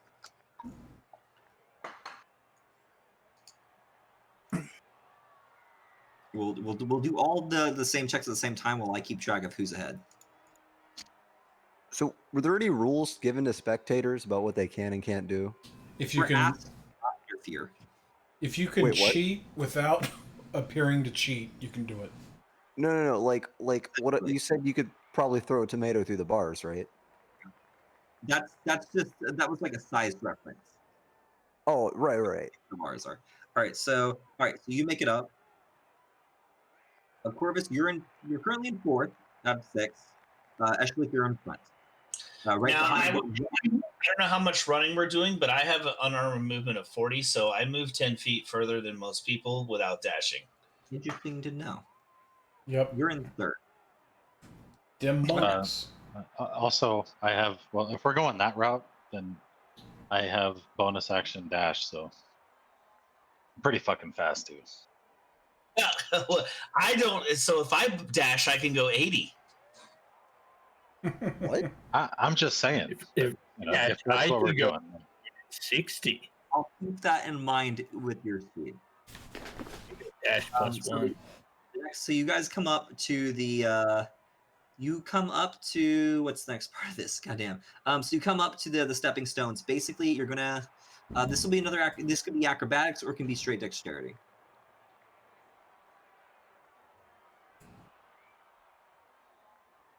Yeah, you run across with ease.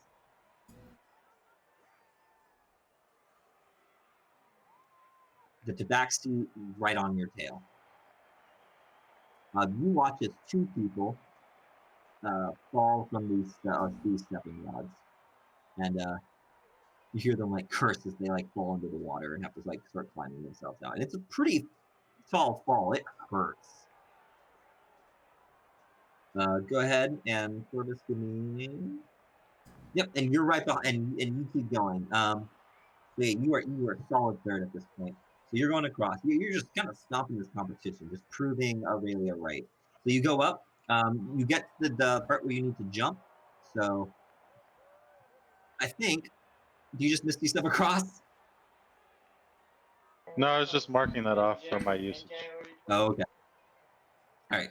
So you get it's a 15-foot gap. It's like right in the middle. There's like a rope that you need to jump and grab. So give me another half of acrobatics check. It's mostly just the same checks over and over again. All right. Corvus, you give me a dexterity saving throw.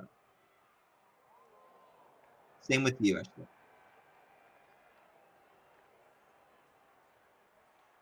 This is a saving throw. Yep.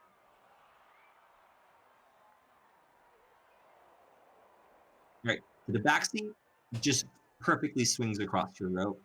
Let's see. But all 3 of you, the other 3, you make it, but you stumble a bit on like when you like go down. You don't fall into the pit or into the water, but you do take a tumble on the ground when you get down there. Eshlick, that you're fine. Okay, so you don't like take any damage, but you do get slowed down. On the other hand, what's his face goes ahead and from that distance takes not missing. Takes 6 damage and touching damage from the fall. He just falls straight on his face. So you run up, taking into account your speed, you run up to the targets. Give me 2 attack rolls. So, so we're gonna run up and attack these targets. So what kind of targets are they? I mean, is it like a ranged attack? It's just set up like a practice dummy. And they didn't really specify how you had to fight these things. Am I basically up beside this Tabaxi as he's taking his attacks? Essentially, yes. Okay, so I have 1,000 ball bearings What? that I want to sneak in and throw at his feet when I get up there. If I can sneakily enough. You can absolutely try. Give me a sleight of hand check. You still just nonchalantly, I imagine, spill these ball bearings because you're just in the lead. Yeah. Actually, you're After I attack, but I mean, I have caltrips. So, like, after I attack my dummy and leave, can I drop some caltrips? Oh my god. Nice. you're currently behind them, so you could, but you're a few steps behind them. She seems to be easily able to keep up pace with you guys, if not run a little bit faster. Well, she's a fucking tabaxi, so goddamn cat people. Yeah. So I want to, I surreptitiously throw some ball bearings at this person's feet. No one seems to call you out on it. Let me see. All right, so Corvus. 13. So Corvus has. All right, so you both make your attacks. Let's see. You want to? Ooh. All right, saving throw for the saving throw to not fall or not slip up. 11. So, yeah, I'm gonna say you trip this tabaxi up, and they just kind of slip like on these bearings. It's not soft dirt. It's not mud by any means. They don't sink into the ground. But she does slip and like stumble for a bit and lose and lose basically in action. Yeah, the ball bearings say DC 10, so. Oh. Yeah. Is that true? But if they fail, they fall. That they like literally slip and like fall on their ass. Honestly, she just gets stumbled a bit. So she loses like a second or two then. Yeah. I give her a wink. So I'm attacking with my dagger on this. Whatever target. you want. Yeah, basically. Go ahead. Okay, I got a 19. Oh, so you got one more? So give me 2 attack. And I'm just chucking daggers at this thing. Chucking them? Right, word. And I missed the second one. So you do miss. Corvus, you miss one of your attacks. So each of you give me one more. Just in the heat of the moment, it sometimes, when you're like trying to beat like your sibling at a race or something, you fuck up a little bit, even though you shouldn't have. Yeah, you go ahead. You get it. All right, let's make the final 2 with these guys. All right. I caught it with the elbow, son. So you need to just give me one more attack, sister. I'm out of daggers, so I guess I'll just like do a flying kick or something. That's fine. So that's just gonna be a miss. So you yourself time here, and you give this tabaxi a wink, and then you run up and you do a kick, and you just kind of just miss. You kind of just like go over it and like fall on the other side. And at this point, she shakes her head. Give me one more swing, please. There are people gaining on you. You think you got one more chance to do this before someone else finishes theirs. Oh, me? Because you missed again. Let's see. Okay. Well, then I'll whip out my rapier and get an 8. You flip the clothes. I mean, it's not armored, but it's standing completely still. It is. I just throw a dart at it to try to put her out of her misery. It's fine. You can just nonchalantly go. At this point, Corvus did come in first. So back to the second. AC-13. You tripped her up by a second. That let him catch up, and he rolled better on his attack. So good job on that. Only other person to qualify, it seems, because you qualify in the top 4 is going to be that short halfling guy. So good job on that. Sister. I can't get over Sister Mystique. But once in the end, they the tabaxi gives you like a snide grin. Better luck next time, and like walks away. Well, I mean, my team came in first, so I think we did okay. That is absolutely true. All right, next test coming up, arcane test. Who's participating in that? Sister and Walter. Yes. So they guide you down here, and now that once they've cleared everything out, and they present to you these devices, and I don't have a picture for you right now, but the way it's I basically have it written down is it's kind of like a landmine, kind of like a half like a kind of a dome, small dome that you like kind of like a not like a full semicircle, but lower. And there's two handles on either side. And there is runes all around the outer side, and there's some kind of crystal like this, like weak-looking crystal that's just kind of wedged into the top part. And you look at it, and you can see through it. It's very clear, and you can see there's like gears on the inside. And you are instructed that on how to basically calibrate these things. And these are an item that you will have access to. Various types of these later in the game. These are very basic prototype ones that each one of them carries a magic missile, sort of. What you are instructed to do is basically the process by which you channel your spell casting into it, and you are able to basically calibrate this thing to attack an air target when it comes within range. So both of you will do this 3 times. Give me an Arcana check. You're going into the tunnel. So give me 3 Arcana checks each of you.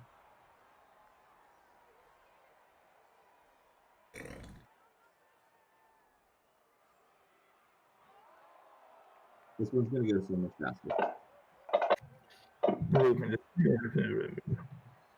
Wow, I'm actually Suck on that shit. I am very impressed. So you both step up to this, and basically what happens is you go through the process they showed you. You use your knowledge of the Arcana and how a device like this would work, to calibrate it to fire at something when it comes by. And when it does, you roll a bunch of other things, because this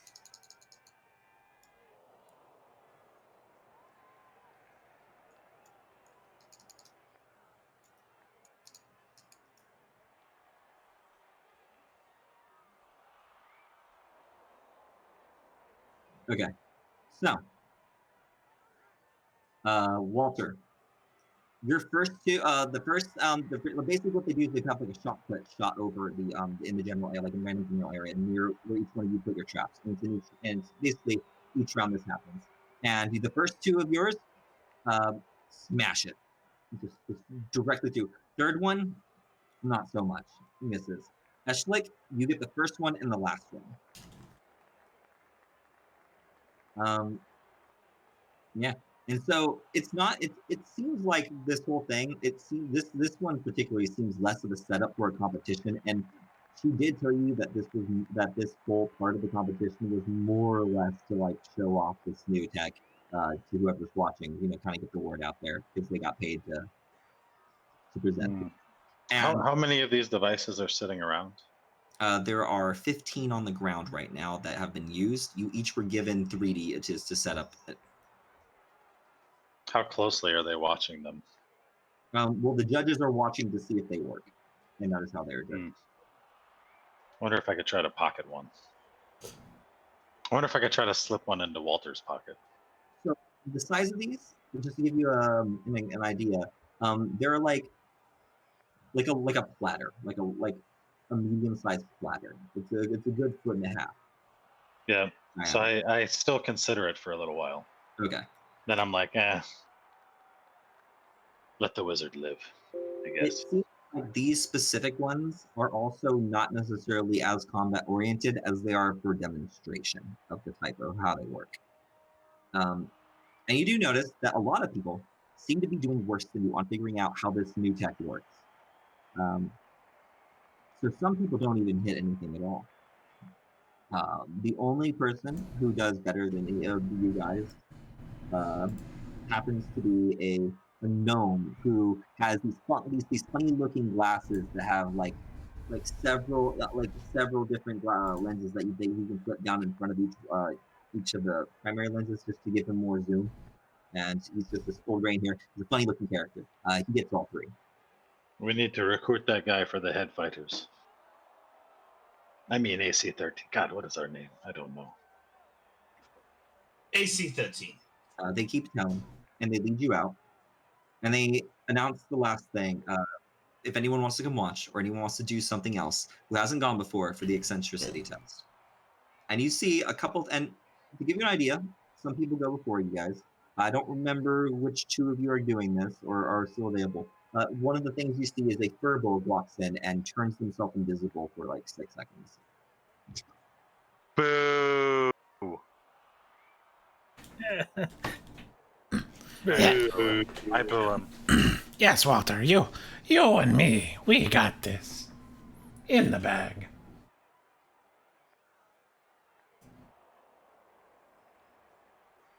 Exactly. But do I need to make a roll or something?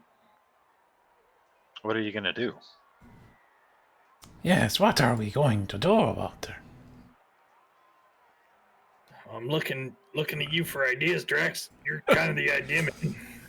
I'm more of the solution man.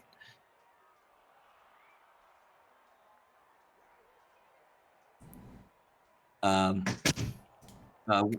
Matt was talking to me. What? Go ahead and repeat that. We were talking to each other. Yeah, but what's the decision we need to make? If whoever has yet to do 2 competitions, Yeah, it's me and you have Walter. any abilities Oh yeah, that you want to turn off. It's me and Drax. We You have to watch show another person off. walks out. You're It the appears bard, Drax. Come on. a woman starts Do playing something. an instrument. A tiefling woman starts playing an instrument, and her appearance changes to one of just absolute radiance, and she starts glowing. And everyone starts clapping. So, is there anything any of you want to do? As people just basically come in one at a time who and perform something interesting that they can do that maybe the others just didn't quite show off very well. You know what? I'm going to play the instrument, and depending on how well I do, I might have the mage hand appear and play another instrument for me. Sure. Give me a performance. I figured you were going to want the performance. 21. People, so it's a little different because when people saw like the last couple acts, they were like, "Oh wow, that's a really interesting ability. That's gonna be useful." You come out here, you like basically out your Falar, and what's the other instrument? Oh, I have several instruments. What's the second one gonna play? So the spectral hand's going to play the viol, which is a violin, and I will play the galar, which is a trumpet. And people initially are like, "Why is this? Oh, that's pretty neat. Wow." And I'm gonna. Oh, I can't do 2 things at once.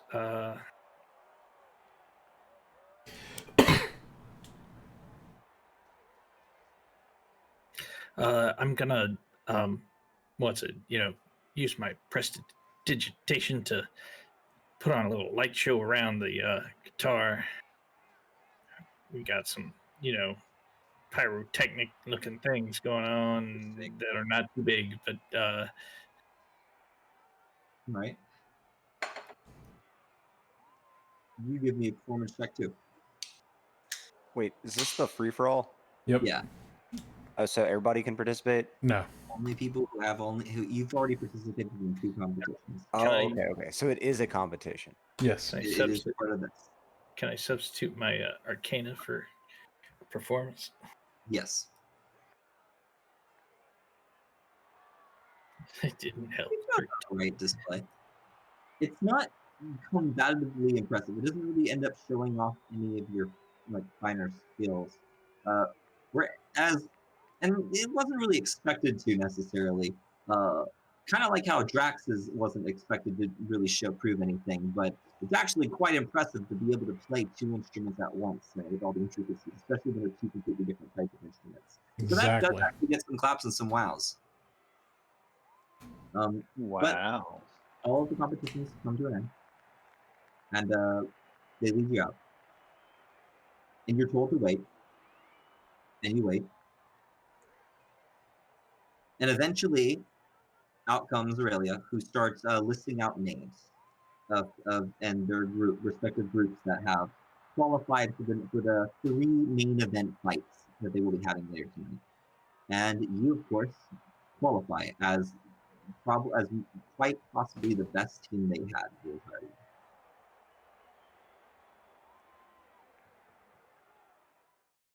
So we have a choice. No, actually, we'll keep going. We'll keep going. All right. So you is there anything you'd like to do before we go on to the night and start the actual fight? I mean, So, good. well, I was going to say that this sort of like magical technology. You said that there were like representatives there who were testing this stuff, and Absolutely. so yeah, I just want to kind of like meet somebody from that from whoever that organization is. I mean, do we know who it is, or is it just an individual, or is it like, are they affiliated with like the government or the Hunters Guild, or? They are not affiliated with the Hunters Guilds directly, but they are like vendors. And so Airfell is known quite well as the leader in arcane technology. And so this is just another one of these things that people are trying to push for innovations in hunting technology. And you do find representatives out there, specifically the guy who made this. You find a representative for Gemini's Shop of Wonders. Is it? Do I meet Gemini himself? You do not meet Gemini himself. Fuck. You I would can. like to set up a meeting with Gemini. Yeah. The man there is a gnome, and he Well, a fine race of people. yeah, and I he's mean, not. no. He like kind of squints at you, and you're like, well, the Geminis, they live in Felden, so he has his shop over in Menagerie. Wait, let me double check and make sure that's not full shit. I'm not full shit on that one. Oasis. So you can just go and meet them. Well, let me ask you this. I mean, when you're developing this pretty impressive weapon here, and my team, you may have heard of us, AC-13. Oh, is what the Skyrite thing has been about? Yep, Yes, I have no idea what that meant. Indeed, yes, well, people know of us. There's a lot of talk around town. But I think that we would be willing to, we are hunters, right? We're a band of hunters.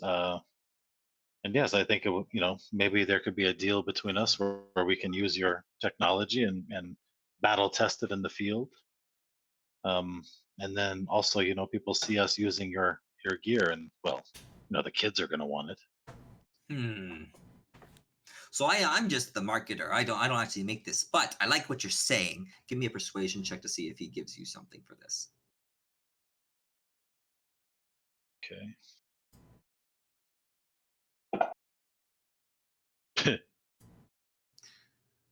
Come on. Yeah, I've really never heard of you, but I'll sell you one. He slops one of these devices on the table. This one looks a little bit more intricate. Inside one of these babies, it's got you. He explains to you when he's that it's basically a level 2 magic missile that can be set on the ground. It's calibrated with an Arcana check. Where unlike a scroll of this spell, where you would just use it, this you get one use out of it, and it may or may not work. And the intricacies of that is it's cheaper than a level 2 scroll, and you can basically place it somewhere. And if something gets within 60 feet of it, that's not supposed to. This one seems to be directly anti-air. So if someone gets within a 60-foot cylinder of this one up in the sky, then it will shoot at it. And based on whether it hits what you want it to hit, or it determines on how high you roll on that Arcana check. One of these, a little bit new. One of them currently runs about 50 gold. God. Well, I mean, if we can't work out a deal, then that's okay. I think I've seen better devices for sale in other shops, so I'll tell you what. maybe I'll just take my business elsewhere. You win your contest, and maybe we can have a talk. Sure, if you do a really good job, people will really be chanting your name. Deal. I hold out my large elven hand. He spits in his and holds his out. I kiss his hand. Power move. I'm not even gonna make you power move. That was good. All right, there you go. Sounds good. All right, so you guys make your way down into the pit as the fights are starting. The crowd is now getting huge, and it's approaching like 5 o'clock in the afternoon. And the stands, they get packed. You see people are starting to be funneled in to like watch from the inside through that like 1 foot gap in like the stone that people can see through. And people are piling on top of each other just to be able to watch this. Apparently this is and everyone is just fucking trashed. And walking past you, like pushing through the crowd, you all do catch a glimpse of some familiar faces. You catch a glimpse of Arya and Cadence and Russell as they push through, and they are, at least Cadence is belligerent as fuck. She's just pushing people out of the way. She's like, "Get the fuck out! Do you know who I am?" Like, yeah. Hey, this is my seat. She's like pushes someone out. Like, as she passes like you, she's like, "Oh, I know you guys. Hey." She like waves. She's like trying not to fall over. Yeah, so you're the one we pulled out of the river? Yes. No, that's my sister. Oh, yes. Yes. You're the big man. Giant. Annoying me. Oh, you're even bigger when I'm drunk. Like she's like patting on your. Anyways. Yes, miss. Very large. Are you competing today? I'll be right back, guys. Yes, of course. Oh, then this is going to be fun. Let's get to the battle. Arya, put 100 gold on these guys. Yeah. Yes, our odds are favored. Hey, Walter, right in the sky. MS 13, odds favored. 13. Now we're fucking MS 13. Now we're a Mexican cartel. Others have changed. So you guys go down, and the first thing, so you guys are the final fight of the night. You have been built up to be this big fight because of some dickhead and his skywrite. Yeah, we got odds favored, guys.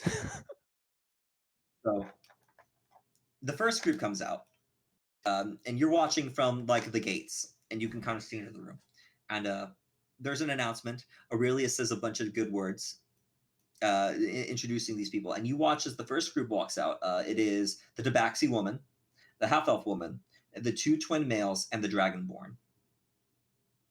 And they go out there. And the first person they fight, the first thing they fight is they are fighting a manticore that has 3 scorpion tails on it.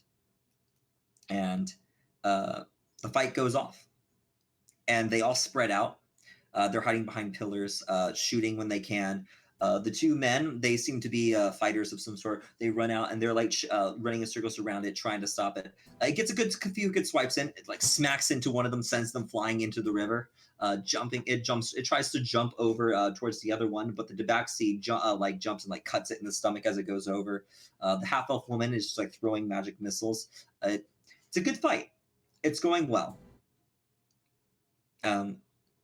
This goes on for a minute or two, and it is just super hyped. Everyone is screaming. There comes a point to where it looks like that the Dragonborn is about to get pierced through its chest with three of the tails because it has it like held on the ground, and it's like just stabbing him. But he manages to roll out of the way and get like a good like punch in. And after a while, they do manage to knock it down. And as it hits the ground, it like and goes unconscious. It kind of slips into the water, and like blood starts flowing up, and people are screaming and cheering. Woo, AC 13.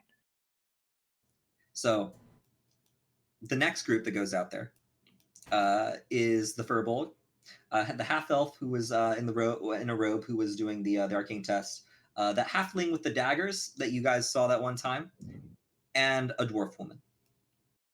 And their beast is it is a hybridized chimera, and what it looks like, it kind of looks like a dire wolverine with large curled dragon horns, and a body that slowly transitions into like a basilisk or a lizard as the farther it goes back, and the tail is a large serpent.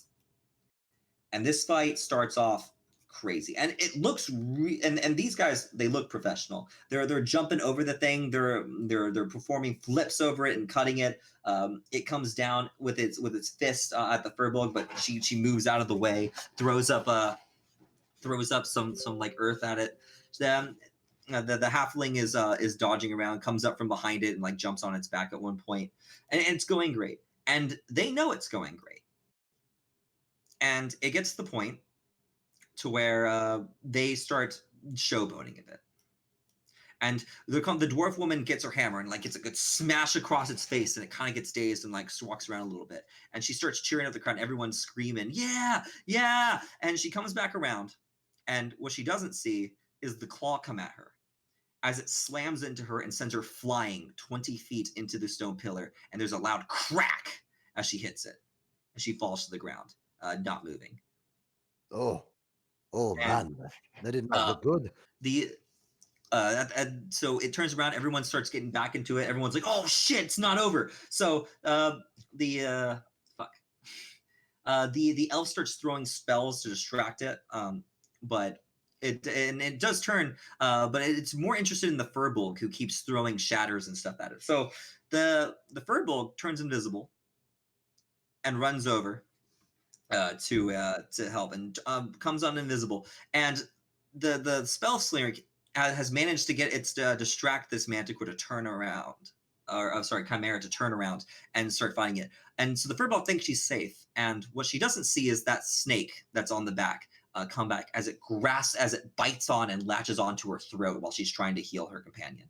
Oh, And it grabs her and just thrashes her onto the ground several times, and it keeps holding on as it charges towards the spellcaster, who it easily knocks aside. And the halfling just kind of like ducks out, starts panicking a little bit, keeps firing, but he's just missing at this point. It's all going bad really fast. The Furbolg gets slammed in front, and it gets roared in his face, and it looks like that it's about, and she's unconscious, and it looks like that it's about to finish the job. And you hear this loud burst. You look up as sparks fly, and like the chain, the door on the big portcullis over the top just like comes swinging, and down, and like on the one of the chains that was hanging above the river for the test comes Aurelia Flint. And as she comes down, she pulls out her blade, which glows a vibrant blue, and she lands on it, and she gives it a big, like a slash as she comes, like swings over to the flip and cuts the top. It roars at her, and you watch as this blade hits her, like ice shoots from the wound, and it goes in to like hit her to like start attacking her. It goes one, she dodges out of the way, gives it another cut, it comes back around to give her another to like come down with both of its paws, easily dodge. She rolls to the right. I just want to point out, she just pulled off a plunging attack. That's nearly impossible. She then rolls back. Most devastating move in Dark Souls, the plunging attack.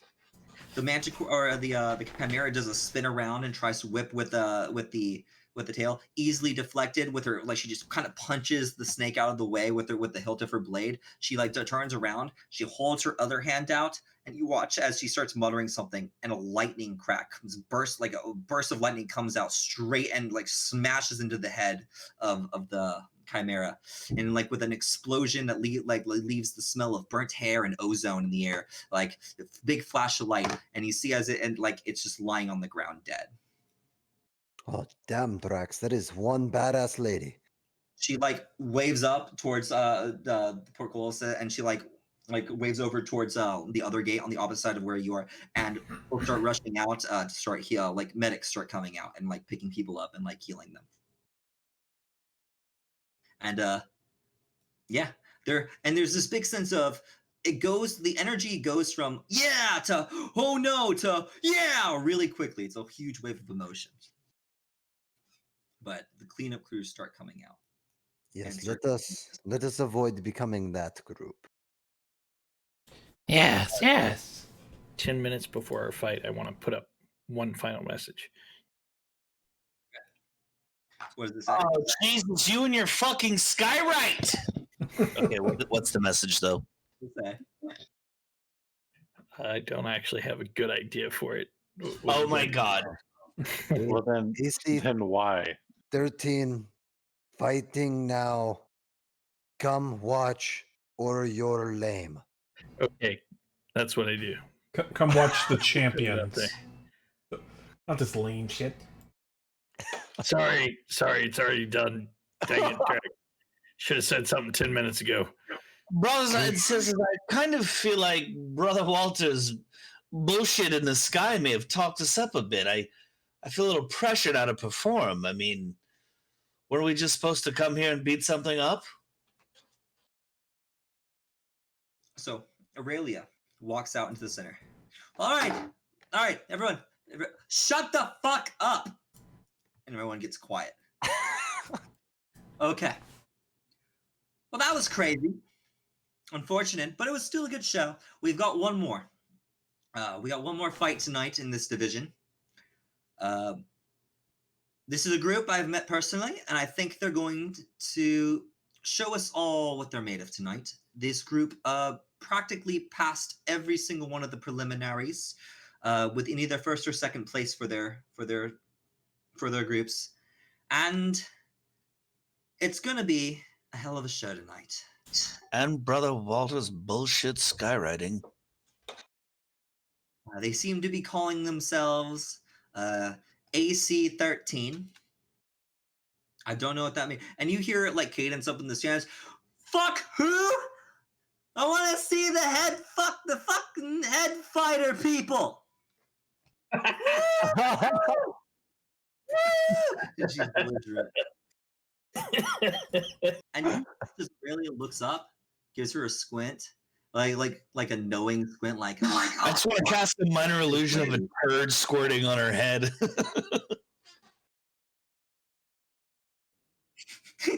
So she says, I like that enthusiasm. I don't know who the head fighters are, but in just a few moments, we'll get on to our final fight of the night. Before, hopefully, the great Priscilla will give us a demonstration if she shows up.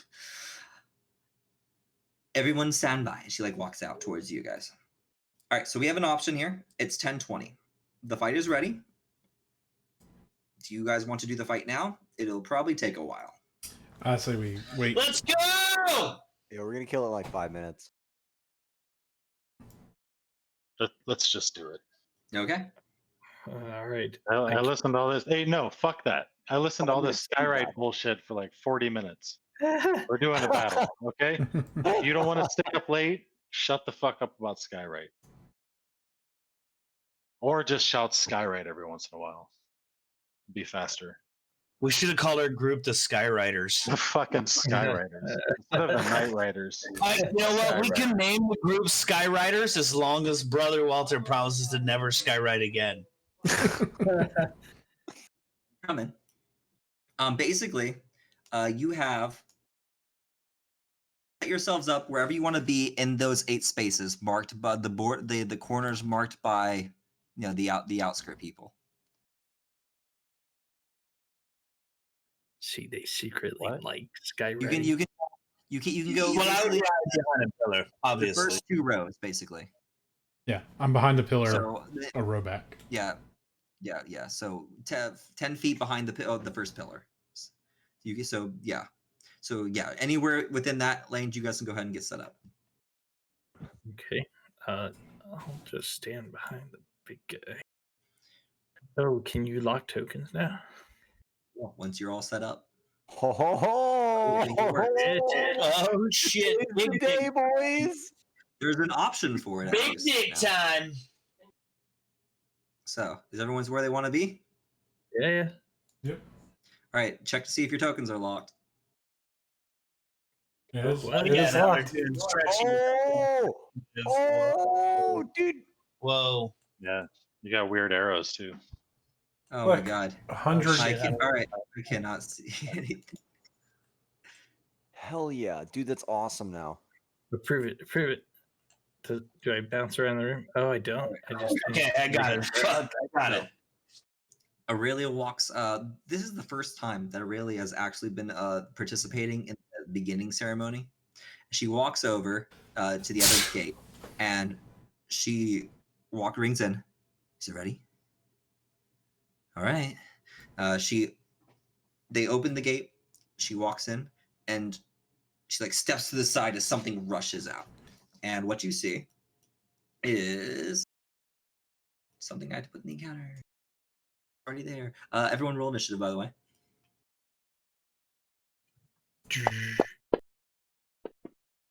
Yep. Changes the color again. 21. Oh no. Whoop, 4. whoop. Walter's very slow. Big guy Boris going hard. Can you approve mine just so I can get rid of all these little circles? Don't worry, Jax. Or Drax, I'm not far behind you. Did we decide on the beta on this fight? We know it's like a legendary creature. It's like they've heard of it in myths. Yeah, That's it. That's all we pretty know. much. That's all I we know. tried to learn more. That's all we know. It roars. And It's a mirror stalker. I mean, but the last thing that we fought could jump into mirrors and shit. So maybe this thing can. Fuck, I don't know. I don't know. Maybe it eats Looks pretty damn mirrors. scary. Maybe it doesn't like reflections, so it eats them with its mirror stalker ability. It hunts mirrors. Is that what you're saying? Yeah. It's Panther Bat. what are you gonna do? Do you have an image for the mirror stalker? Yeah, it's out. No, just like an actual image. Like a big one? Yeah. If it's a monster from one of the books, usually they have an image. That's all. It's not. Okay. Oh God, we're gonna die. This picture is actually a Monster Hunter picture. Dude, I think all the arrows are weird now because that was just a distance arrow. Oh shit. Yeah. See if I can Okay. find my So Oh Jesus! I can see him through that slot, right? Oh, you're right. Oh God, they're all thick arrows. Oh, and the Maybe- circles are different.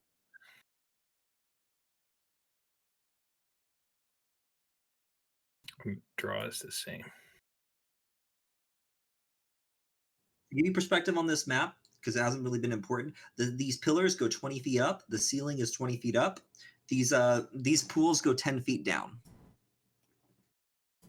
Okay. But like I can definitely have a clear Yes. line of sight to this. Yeah. mirror Well, there spot, is right? there is like a broken pillar right there, and you could see it over it because it is a large monstrosity. Ah, okay. Well, boys, I guess there's Yes. only one thing to do. I agree. I think you should rage and go all up in there, and I'll just stay way back here. Why am I grappled? Why am I grappled? Sisters also grappled. Hold up. That's weird. Where's You'll the fix that. combat? Ooh. You'd have to click the effects and then remove Yeah. it. So wait, let me make sure I get this order right. Now, in the beginning, just based on my criticisms of the TV Rhythm bot needs to quit talking. It's very confusing. He was a scary guy, trust me. And we went out there, and he only wanted to do. Yeah, I was trying to put a song in, and I guess I pasted some weird ass shit from I don't know. I was like, what the fuck is this? There. I got rid of Rhythm Okay. Bot. Add your song, and he should play it. So go ahead. What would you like to do, Boris? Okay. Well, first things first, I'm going to use my bonus action, and upon seeing this thing... What? Yeah, stop that. I don't know. My copy paste is fucking busted or something. Okay, forget it. Do whatever you're doing, Boris. What? Okay. Sorry. Yep. So upon seeing this giant monstrosity enter the field, Boris is going to... He's just been prepped all day for this fight. He's just going to lose his shit and just go into a bloodthirsty rage as his bonus action. Wait, did I apply that right? No, I didn't. Wait, it's... Fuck, bias. This one? I assume that you had bias with you. We can put bias on the map. Okay. What the fuck am I doing wrong? What can I drag? Oh, I can't drag a rage to me because I'm locked. You just need to click it in your actions. Oh, I have to drag it to me in the combat tracker. I can't drag it to my token because my token's locked. If it's an effect, you should just be able to click it once and apply it to yourself. That's weird. It usually let me drag it to my token. Yep, so Boris enters the rage, and he's just like foaming at the mouth, ready to kill this thing. And he's going to take a shot at it, pot shot, with his light crossbow. Get him, Boris. AC 13. AC 13. Nailing it. Okay. And then Boris gonna move.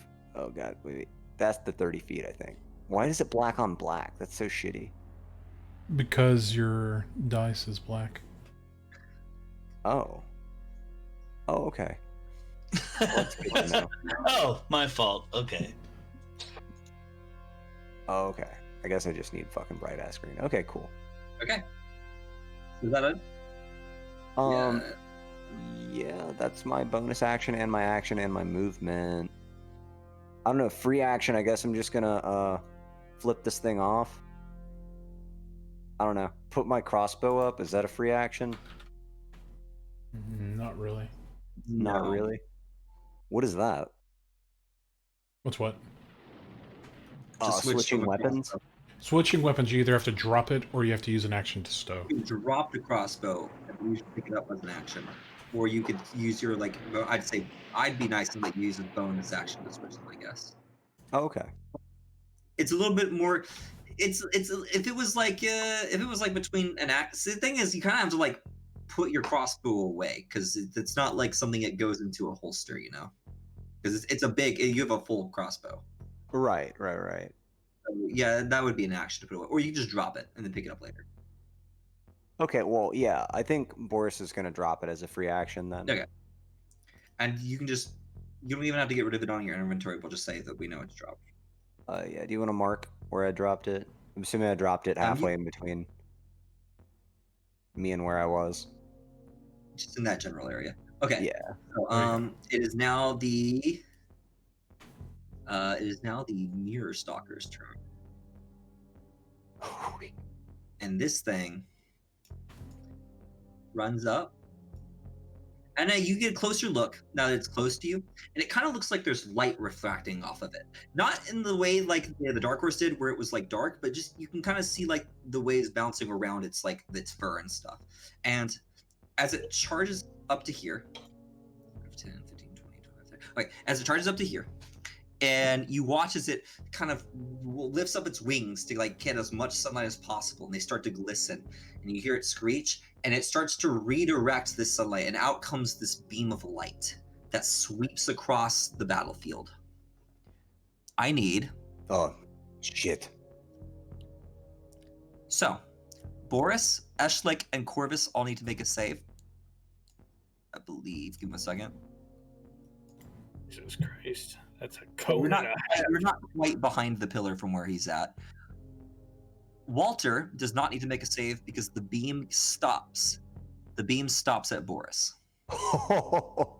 And Drax does not need to because this little mound of dirt blocks it. So, Well, I'm not in that shit. Oh, now I am. Stand behind the big guy. What a good idea. I It was have a good idea. I have idea, guys. Good So idea. what kind of save do you need? I need a dexterity save. Ooh. Wait. What's the text on this?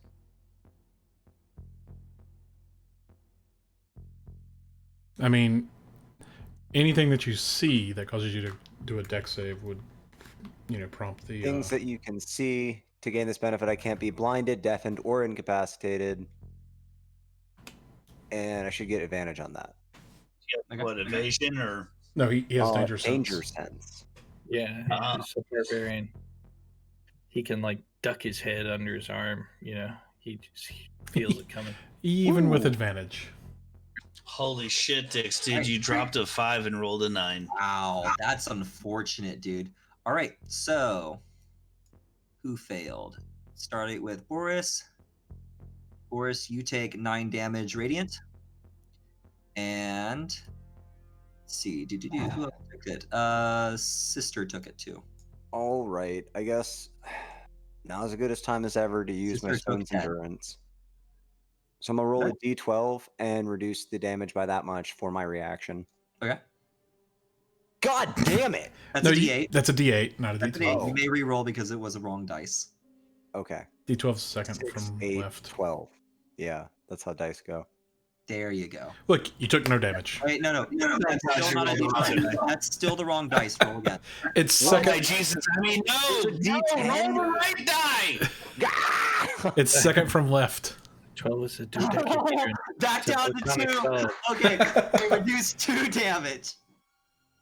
Went up. Remember, guys, in Fantasy Grounds, in the new one, I think even that the die number, the D whatever, is the face up on your tray. Have you It guys is. noticed that? It is. So just look Wait, at the die. Yes. It'll say that's 20, new. 12, 10, 8, 6, 4. Just that's it. I'm sorry, that They was show you the number. We got so excited when he rolled well, and it was still the wrong dice. All right. So yeah, you saved 2 damage. All right. It then uses the rest of its movement to fly 10 feet into the air. So 7 wounds.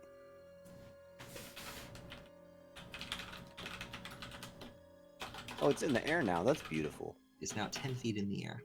Hey, it hits you, so your rage continues. That is true. Well, I also hit it. I know. Here it is your turn. Well, let's see. Fuck all this. I'm gonna move to there. Okay. And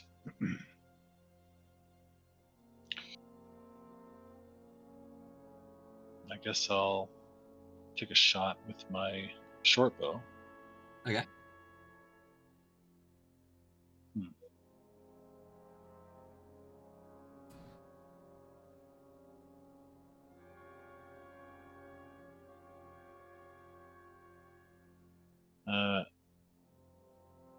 Actually, I'm going to do something else. I'm going to hide, use a bonus action to hide. Okay. And then I'm going to hold my action to shoot at this thing as soon as somebody gets within melee range of it. All right. It is 10 feet in the air currently. Okay. So I'll take that risk.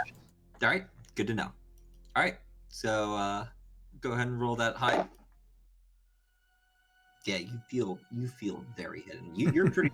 The people up there watching the fight can't see you. All right, so I assume that's it. Yeah, that's it. Oh, there it is. All right, brother, what are you gonna do? I think I can probably make it to this. Is that 40 feet movement? How far is that? I don't see That's my 40. That's 40 to get into the farthest square there, I think. So I'll take cover behind that pillar, and I will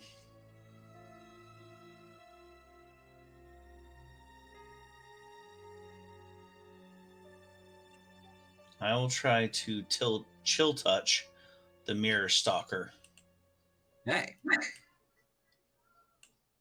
Force that save. Oh, right. Chill touch is not a. It's a ranged spell, right? Yeah. I'm pretty sure. And Yeah, it's 120 feet. And it's not chilling either. It's why would I necrotic. call it chill touch. It's so. It's the worst named spell in the game. Damn, what an attack, though. Yeah, smashing it. And it cannot heal until this turn, correct? Until your next Right. turn. Yep. All right. All right. So is that it for you? Yeah. All right, Drac, your turn. Okay, so due to being Fey touched, I will cast Hex on the target. Oh, Drax, reading my mind. So that's a bonus action. And touches him, Drax. no, because I just cast a spell. Okay, well, go for it. I'm going to touch him. Okay, you do that. So that's my bonus action. I'm going to move here. I'm going to take aim. And miss. And then I'm going to hide behind the pillar. I'm not really taking the hide action. I'm just saying. I know what you mean. Yeah. All right. Done. Walter. Hey, it's me. So let's see. First, can I send Bias forward? Baez really needs to, I believe, doesn't he need to roll his own though? He's not in the combat tracker. Yeah. Okay. Uh, We can go this turn. Next turn he'll kill you on his own initiative. That's his character sheet. Oh, only records which you own can be shared. You might have to reshare the character sheet of Bias. I have him on my quick bar. That's how I put him on the map. I mean, just honestly, it's easier to play it just to put him on his initiative. That way, the same player like speaks for everything at one time. I don't know. I mean, it's a familiar, so just put it on his initiative. In any case, he's just going to go help Boris. So, Interestingly enough, he rolled a 1 initiative higher than Walter, so perfect. how about that? Nice. Great. So Boris, you have advantage on your next attack. It should have put the effect on it. Here. Okay, yeah, I see what you're saying, Boris. I have to do it in the combat tracker. Nice. Weird. Yeah, because the token's locked. Okay, so let's see. And then Walter is going to cast Tasha's Hideous Laughter on the Mirror Stalker. All right, do it. I'm going to portent this if he does not fail. Okay. Just saying. Good luck. But then, I mean, don't you have to? Don't you just say you portented it before? I suppose I portent it to a 4. So you do this, and you discover that a creature with an intelligence of 4 is not affected by that spell. Oh boy. And it does not nothing. smart, guys. Oh no. Well, oh no, that's not all I had. I will use my movement to go and cower behind the column there. All right. Sorry. You're in the middle of a grid. There it is. Boris, back to you. All right. Oh, hey, look at this bird. The bird is gonna like fly in the face of the Mirror Stalker, distracting it, allowing you to attack with advantage.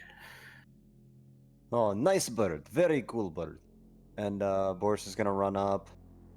Okay. 15. Well, actually, I guess 20 feet and be That is under allowed. it? It's above you, so that is allowed. Yeah, and I'm like, what, 7 foot tall? Sure, you can go ahead and swing at it. I'll Okay. Yeah, that counts. Cool. Oh, wait. Yeah, I'm not gonna give him advantage on the next attack against me. You already have Okay. advantage. Oh, I mean, that's fair. I've done that Now, before. he is now technically within melee range of your ally. Just fair warning, guys. Where In you 20 minutes, I really am gonna have to go. And actually, you may also make your God damn it. attack.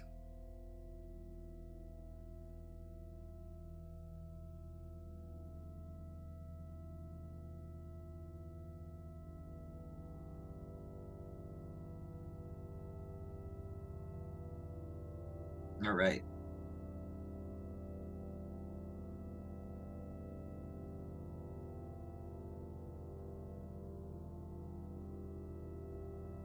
Smacking it. You guys are doing a good amount of damage to it. All right. Anything else you'd like to do, Boris? Oh,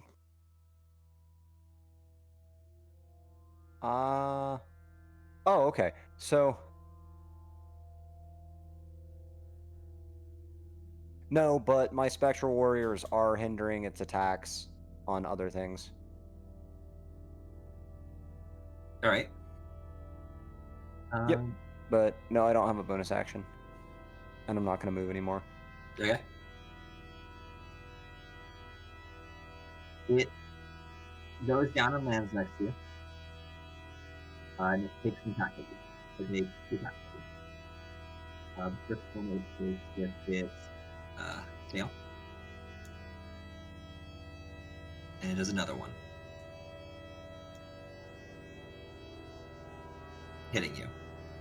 Make a Constitution saving throw, Boris.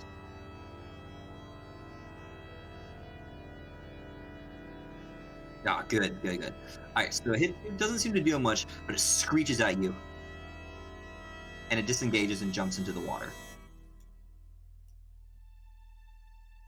Have you used your reaction yet? No, I used my reaction last turn. You may take an attack of opportunity if you'd like. Grab it. Hell yeah. Grab it. Don't let it jump in. Grapple. And wait. Let me see if I can do this or not.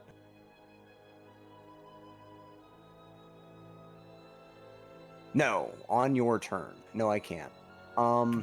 Can't grapple it. Wait, I could grapple it? Yeah. Grapple attack, Good try. motherfucker. What does that involve? Just an unarmed attack where I grab him? You make an attack roll, and if you It's just a contested. contest a strength roll, rather, yeah.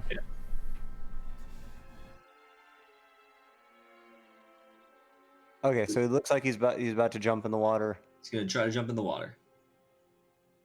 All right, well hell yeah. I guess I go grab this guy. All right. So the rules are it's just straight contested, right? All right.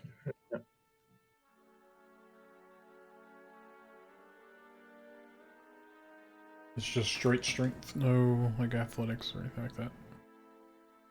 All right. Yeah. You grab it, I said, come here, you bastard. and it hisses at you, and it screeches, and you see as it starts to panic. I imagine it's like trying to hold a cat that does not want to be held.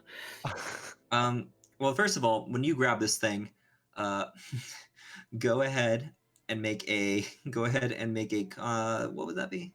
I think it's a Constitution saving throw.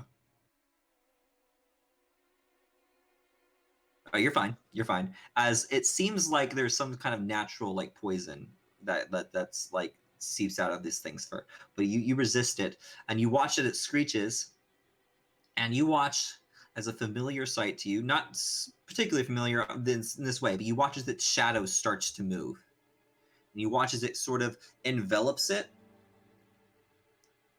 and then it splits. And you realize now why it's called a mirror stalker. As its shadow seems to come to life. There's fucking 2 of them. What the goddamn shit? Form a mirrored stalker that is identical in every way but reflected. And you notice neither of them have a shadow. God. Oh, What the fuck? Oh, shit. All right. Sister, your turn. Oh gosh. I'm gonna take a shot at Mirror Stalker with my short Do bow. that.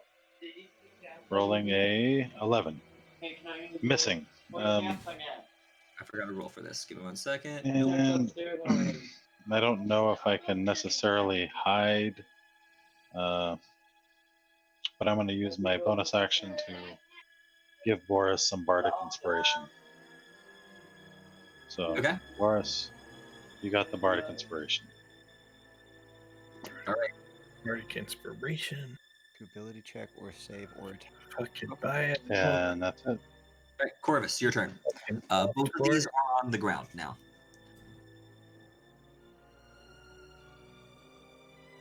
You Wait, watch is that- as the night shadow becomes another mirrored version of itself.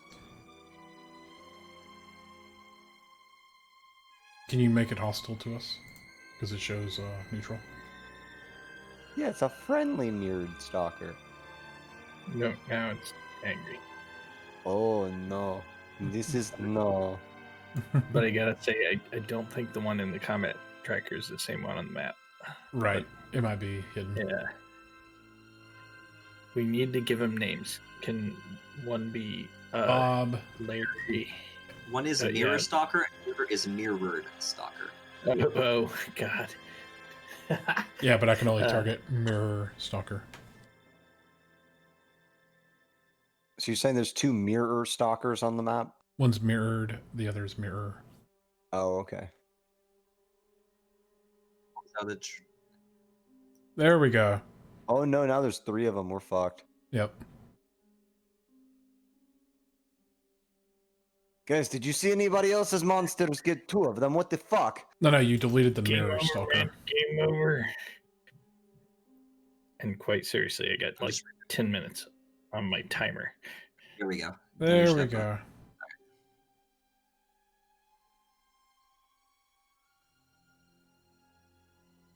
That timer goes off, I turn into a pumpkin. Dude, oh my god, that's what my senior said today.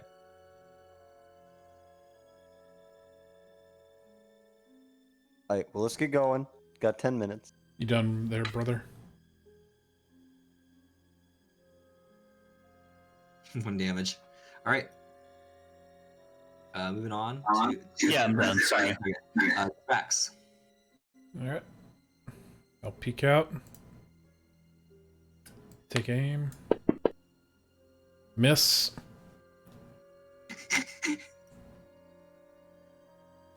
And then I'll give a note of destruction, bardic inspiration to brother. And then hide. All right. It is now the mirrored stalker's turn. And it is going to step away from you, Boris.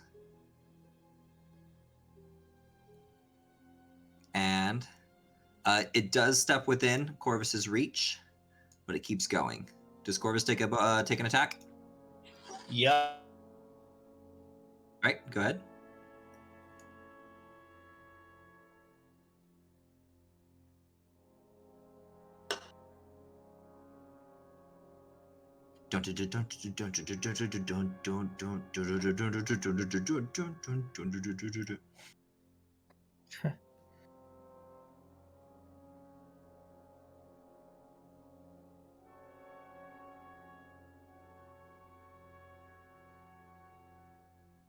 Grapple Finishes move right there. speed halved.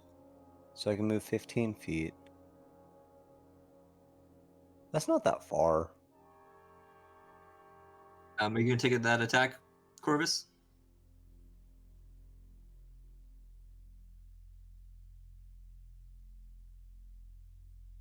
Josh. All right. If he wants to, he can go ahead and do that anytime. In the meantime, it is going to go ahead, and I need the following characters to make a dexterity saving throw: Corvus, Baez, and Boris. As this one uses its light beam. Bias, you can do Wait, it. how does Bardic work? Do I have to do that before or No. after I roll? After you roll, before you know the result.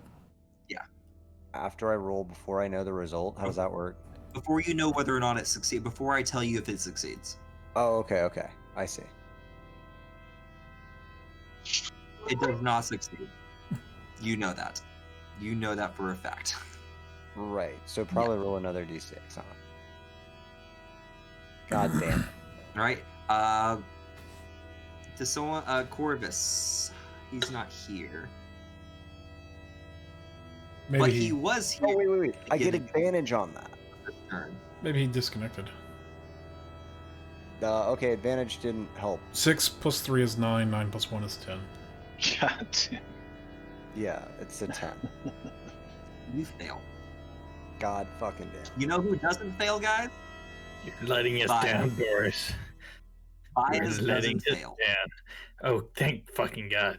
We don't know I if hate to be this He's guy, expensive. but I'm just gonna.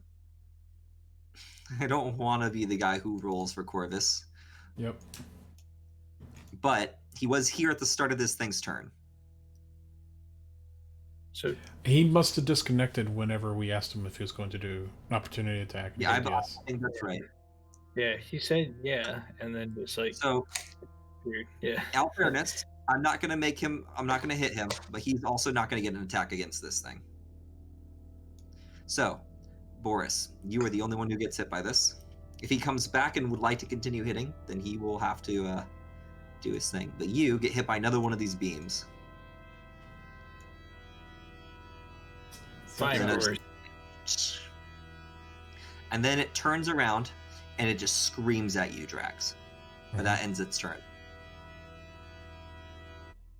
Baez. Okay, well, Baez is still alive, so he's gonna. Boris, don't fuck this up. He's gonna help Boris. Okay. Alter.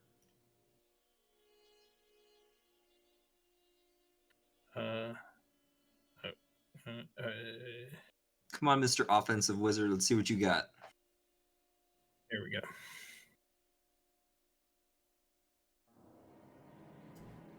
Oh yeah, I got my offensive spells equipped. Here we go. Check this out. Some more I'm gonna- skywriting. Yeah, I'm gonna cast web. Ah, Yeah. that's a good one. So I'm gonna cast it so that it like clings to the column and kind of comes down around the mirrored stalker. I can cast it up to a 20-foot cube. Mm-hmm.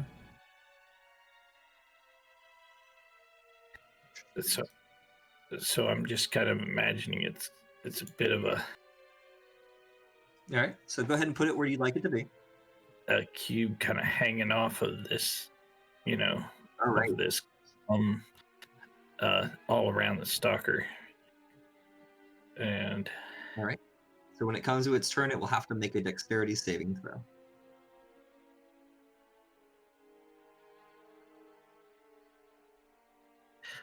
yeah, when it starts its turn, yeah. And then I think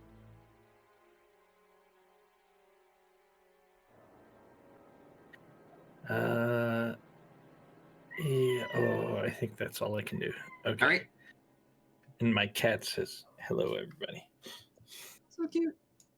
Boris, you got a mirror stalker in your face. What you gonna do, boy? Okay, is a free action to drop a grapple let go? Yeah. I mean, while it's grappled, you can always have, advantage can on still hit it. attacking it. Oh you wait. can So still I can one hand it with the battle axe while I'm grappling You're it. not restraining it. Right. You're grappling it, which means it can still technically it can still technically move while you're holding on. It just can't move far, right? Yeah, it has 0 movement. Speed Yeah. becomes 0.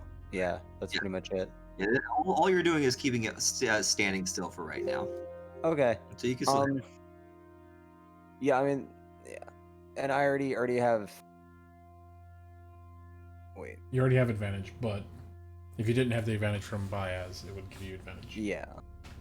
Okay. So You're- the effects, you're the double bias advantage. effects on me, right? Yeah. Okay. Shit. Yeah. All right. Yeah. Cool. Let's swing away, Jimmy.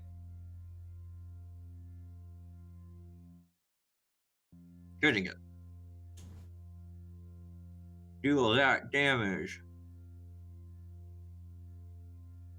Ooh, hits it hard. Kill Alright, it. anything else? Yeah. Boris is going to. Wait. Okay. Wait. I know I get 15 feet of movement while I'm grappled onto something. Okay. What would happen theoretically? Just trying to get the space wise. If I like moved over here. Like, would he fall in and take me with him? Would I like be able to hold him out of it and just kind of like hold him over the pit? I want to say you don't know, but as to be nice, you would probably have to. It would probably be a strength check just to see if you could keep holding on to him, like because it's heavy. It's heavy as shit. It's big. It's bigger than you by a lot. Okay. Yeah, that's cool. Yeah, Boris is gonna drag him on over here. We'll see what happens. And also my spectral warriors are hindering his attacks against anybody else. Okay. No. Go ahead and give me a strength saving throw. Actually. Strength saving throw. Well, it depends. Here's this. Answer me this. If it falls, are you going with it or are you letting go? If it falls, like if I feel like I'm gonna get pulled in, I'm gonna let go. Okay, and give just me a let it fall. Why is that advantage? because you're raging. Yeah. Oh yeah, that's true. And I will say it's tenuous, but it's kind of like trying not to fall as well and scraping so you don't go anywhere. It stays there. So you bastard. Or now. It's basically got its foot like on like the bridge and on the edge. Alright. Is that all? Yep. It is now the Mirror Stalker's turn. First, let's see if it gets its breath back. It does. Well, since it gets its breath back, we'll see. Why not? It has it back. It's gonna go ahead. Which the cone will do it? Bias is still on him, isn't it? So Yeah, we're gonna he go has ahead. disadvantage against bias though. It's Bias has resistance. It is not an attack roll. It is a save. I need you to make a dex save. Not an attack roll. No, it's Is a Corvus breath. back in? Does not look like All he's right. back. Corvus is gonna be. It's in there, I guess. God damn it! All right. Me and my fucking advantage. Give me a save, Bias. Caw. Here R.I.P. come. It's R.I.P. a Bias. dex save. All right. Bias can. Damn it. 16. Yeah, All right. Bias can live. God damn it, Bias. All right, well, Boris, you take more damage. The fuck. Well, the good news for you is that it doesn't get to use its better attack against you when it does that. So it's gonna have to go down for you on it tries to bite you. I'm missing because you're a beefcake. Big old beef boy. All right. This leads us to He just takes a bite out of my shield. Sister.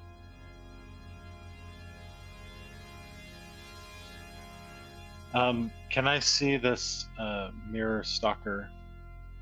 If you Down think in the around, it's not in the pit. It's currently being held by Boris right above the pit, so you can see it. Okay, I'm taking a shot at it. All right. Boris is like holding it one-handed and like chopping at it. Missing. I think that's it. All right. You have a bonus action. Would you like to hide again?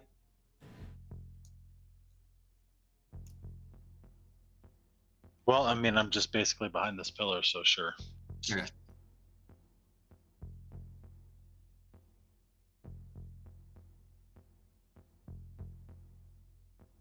All right, Drax, are you still here? I am. Awesome. You have this thing right in your fucking face. So I nimble escape to disengage. Fuck you, goblins. I back up, and we're going to take a shot.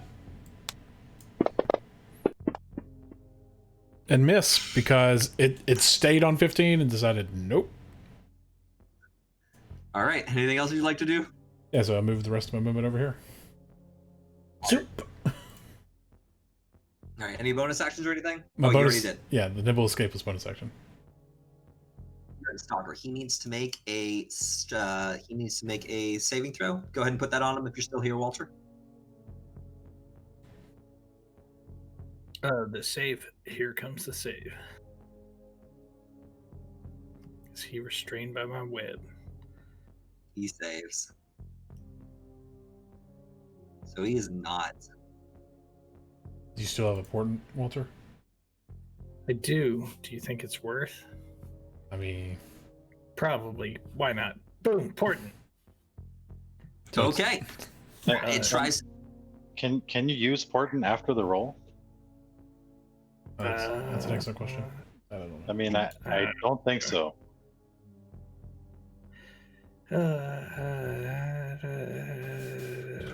I mean, you know, not that I want him to save, you but must choose to do so before the roll. Oh, there you go. We've been doing that wrong the whole time. Well, no, he did say portent the first one before he even rolled. That's true. Yeah. Interesting. And I didn't do it this time, so yeah, he saves. True. Okay, right. so Well, the good cat didn't know that. just some webs.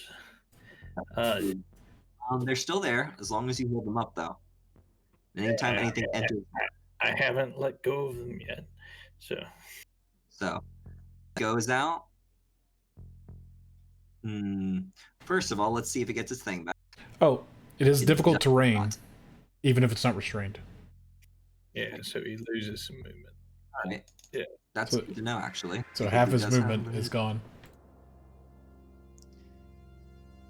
So, duh. Yeah, we're gonna go there. It's gonna hit you, Drax. It's going to attempt to hit me. Try to hit you. The first thing it's gonna do is bite you. Missing. Second thing it's gonna do is it's gonna swing around with its tail and try to smack you with it. God damn. All right. You know what? It's fine. It's fine. You guys are doing pretty bad too. A slippery little goblin. Baez, who is still not dead now. But so let's see. Baez.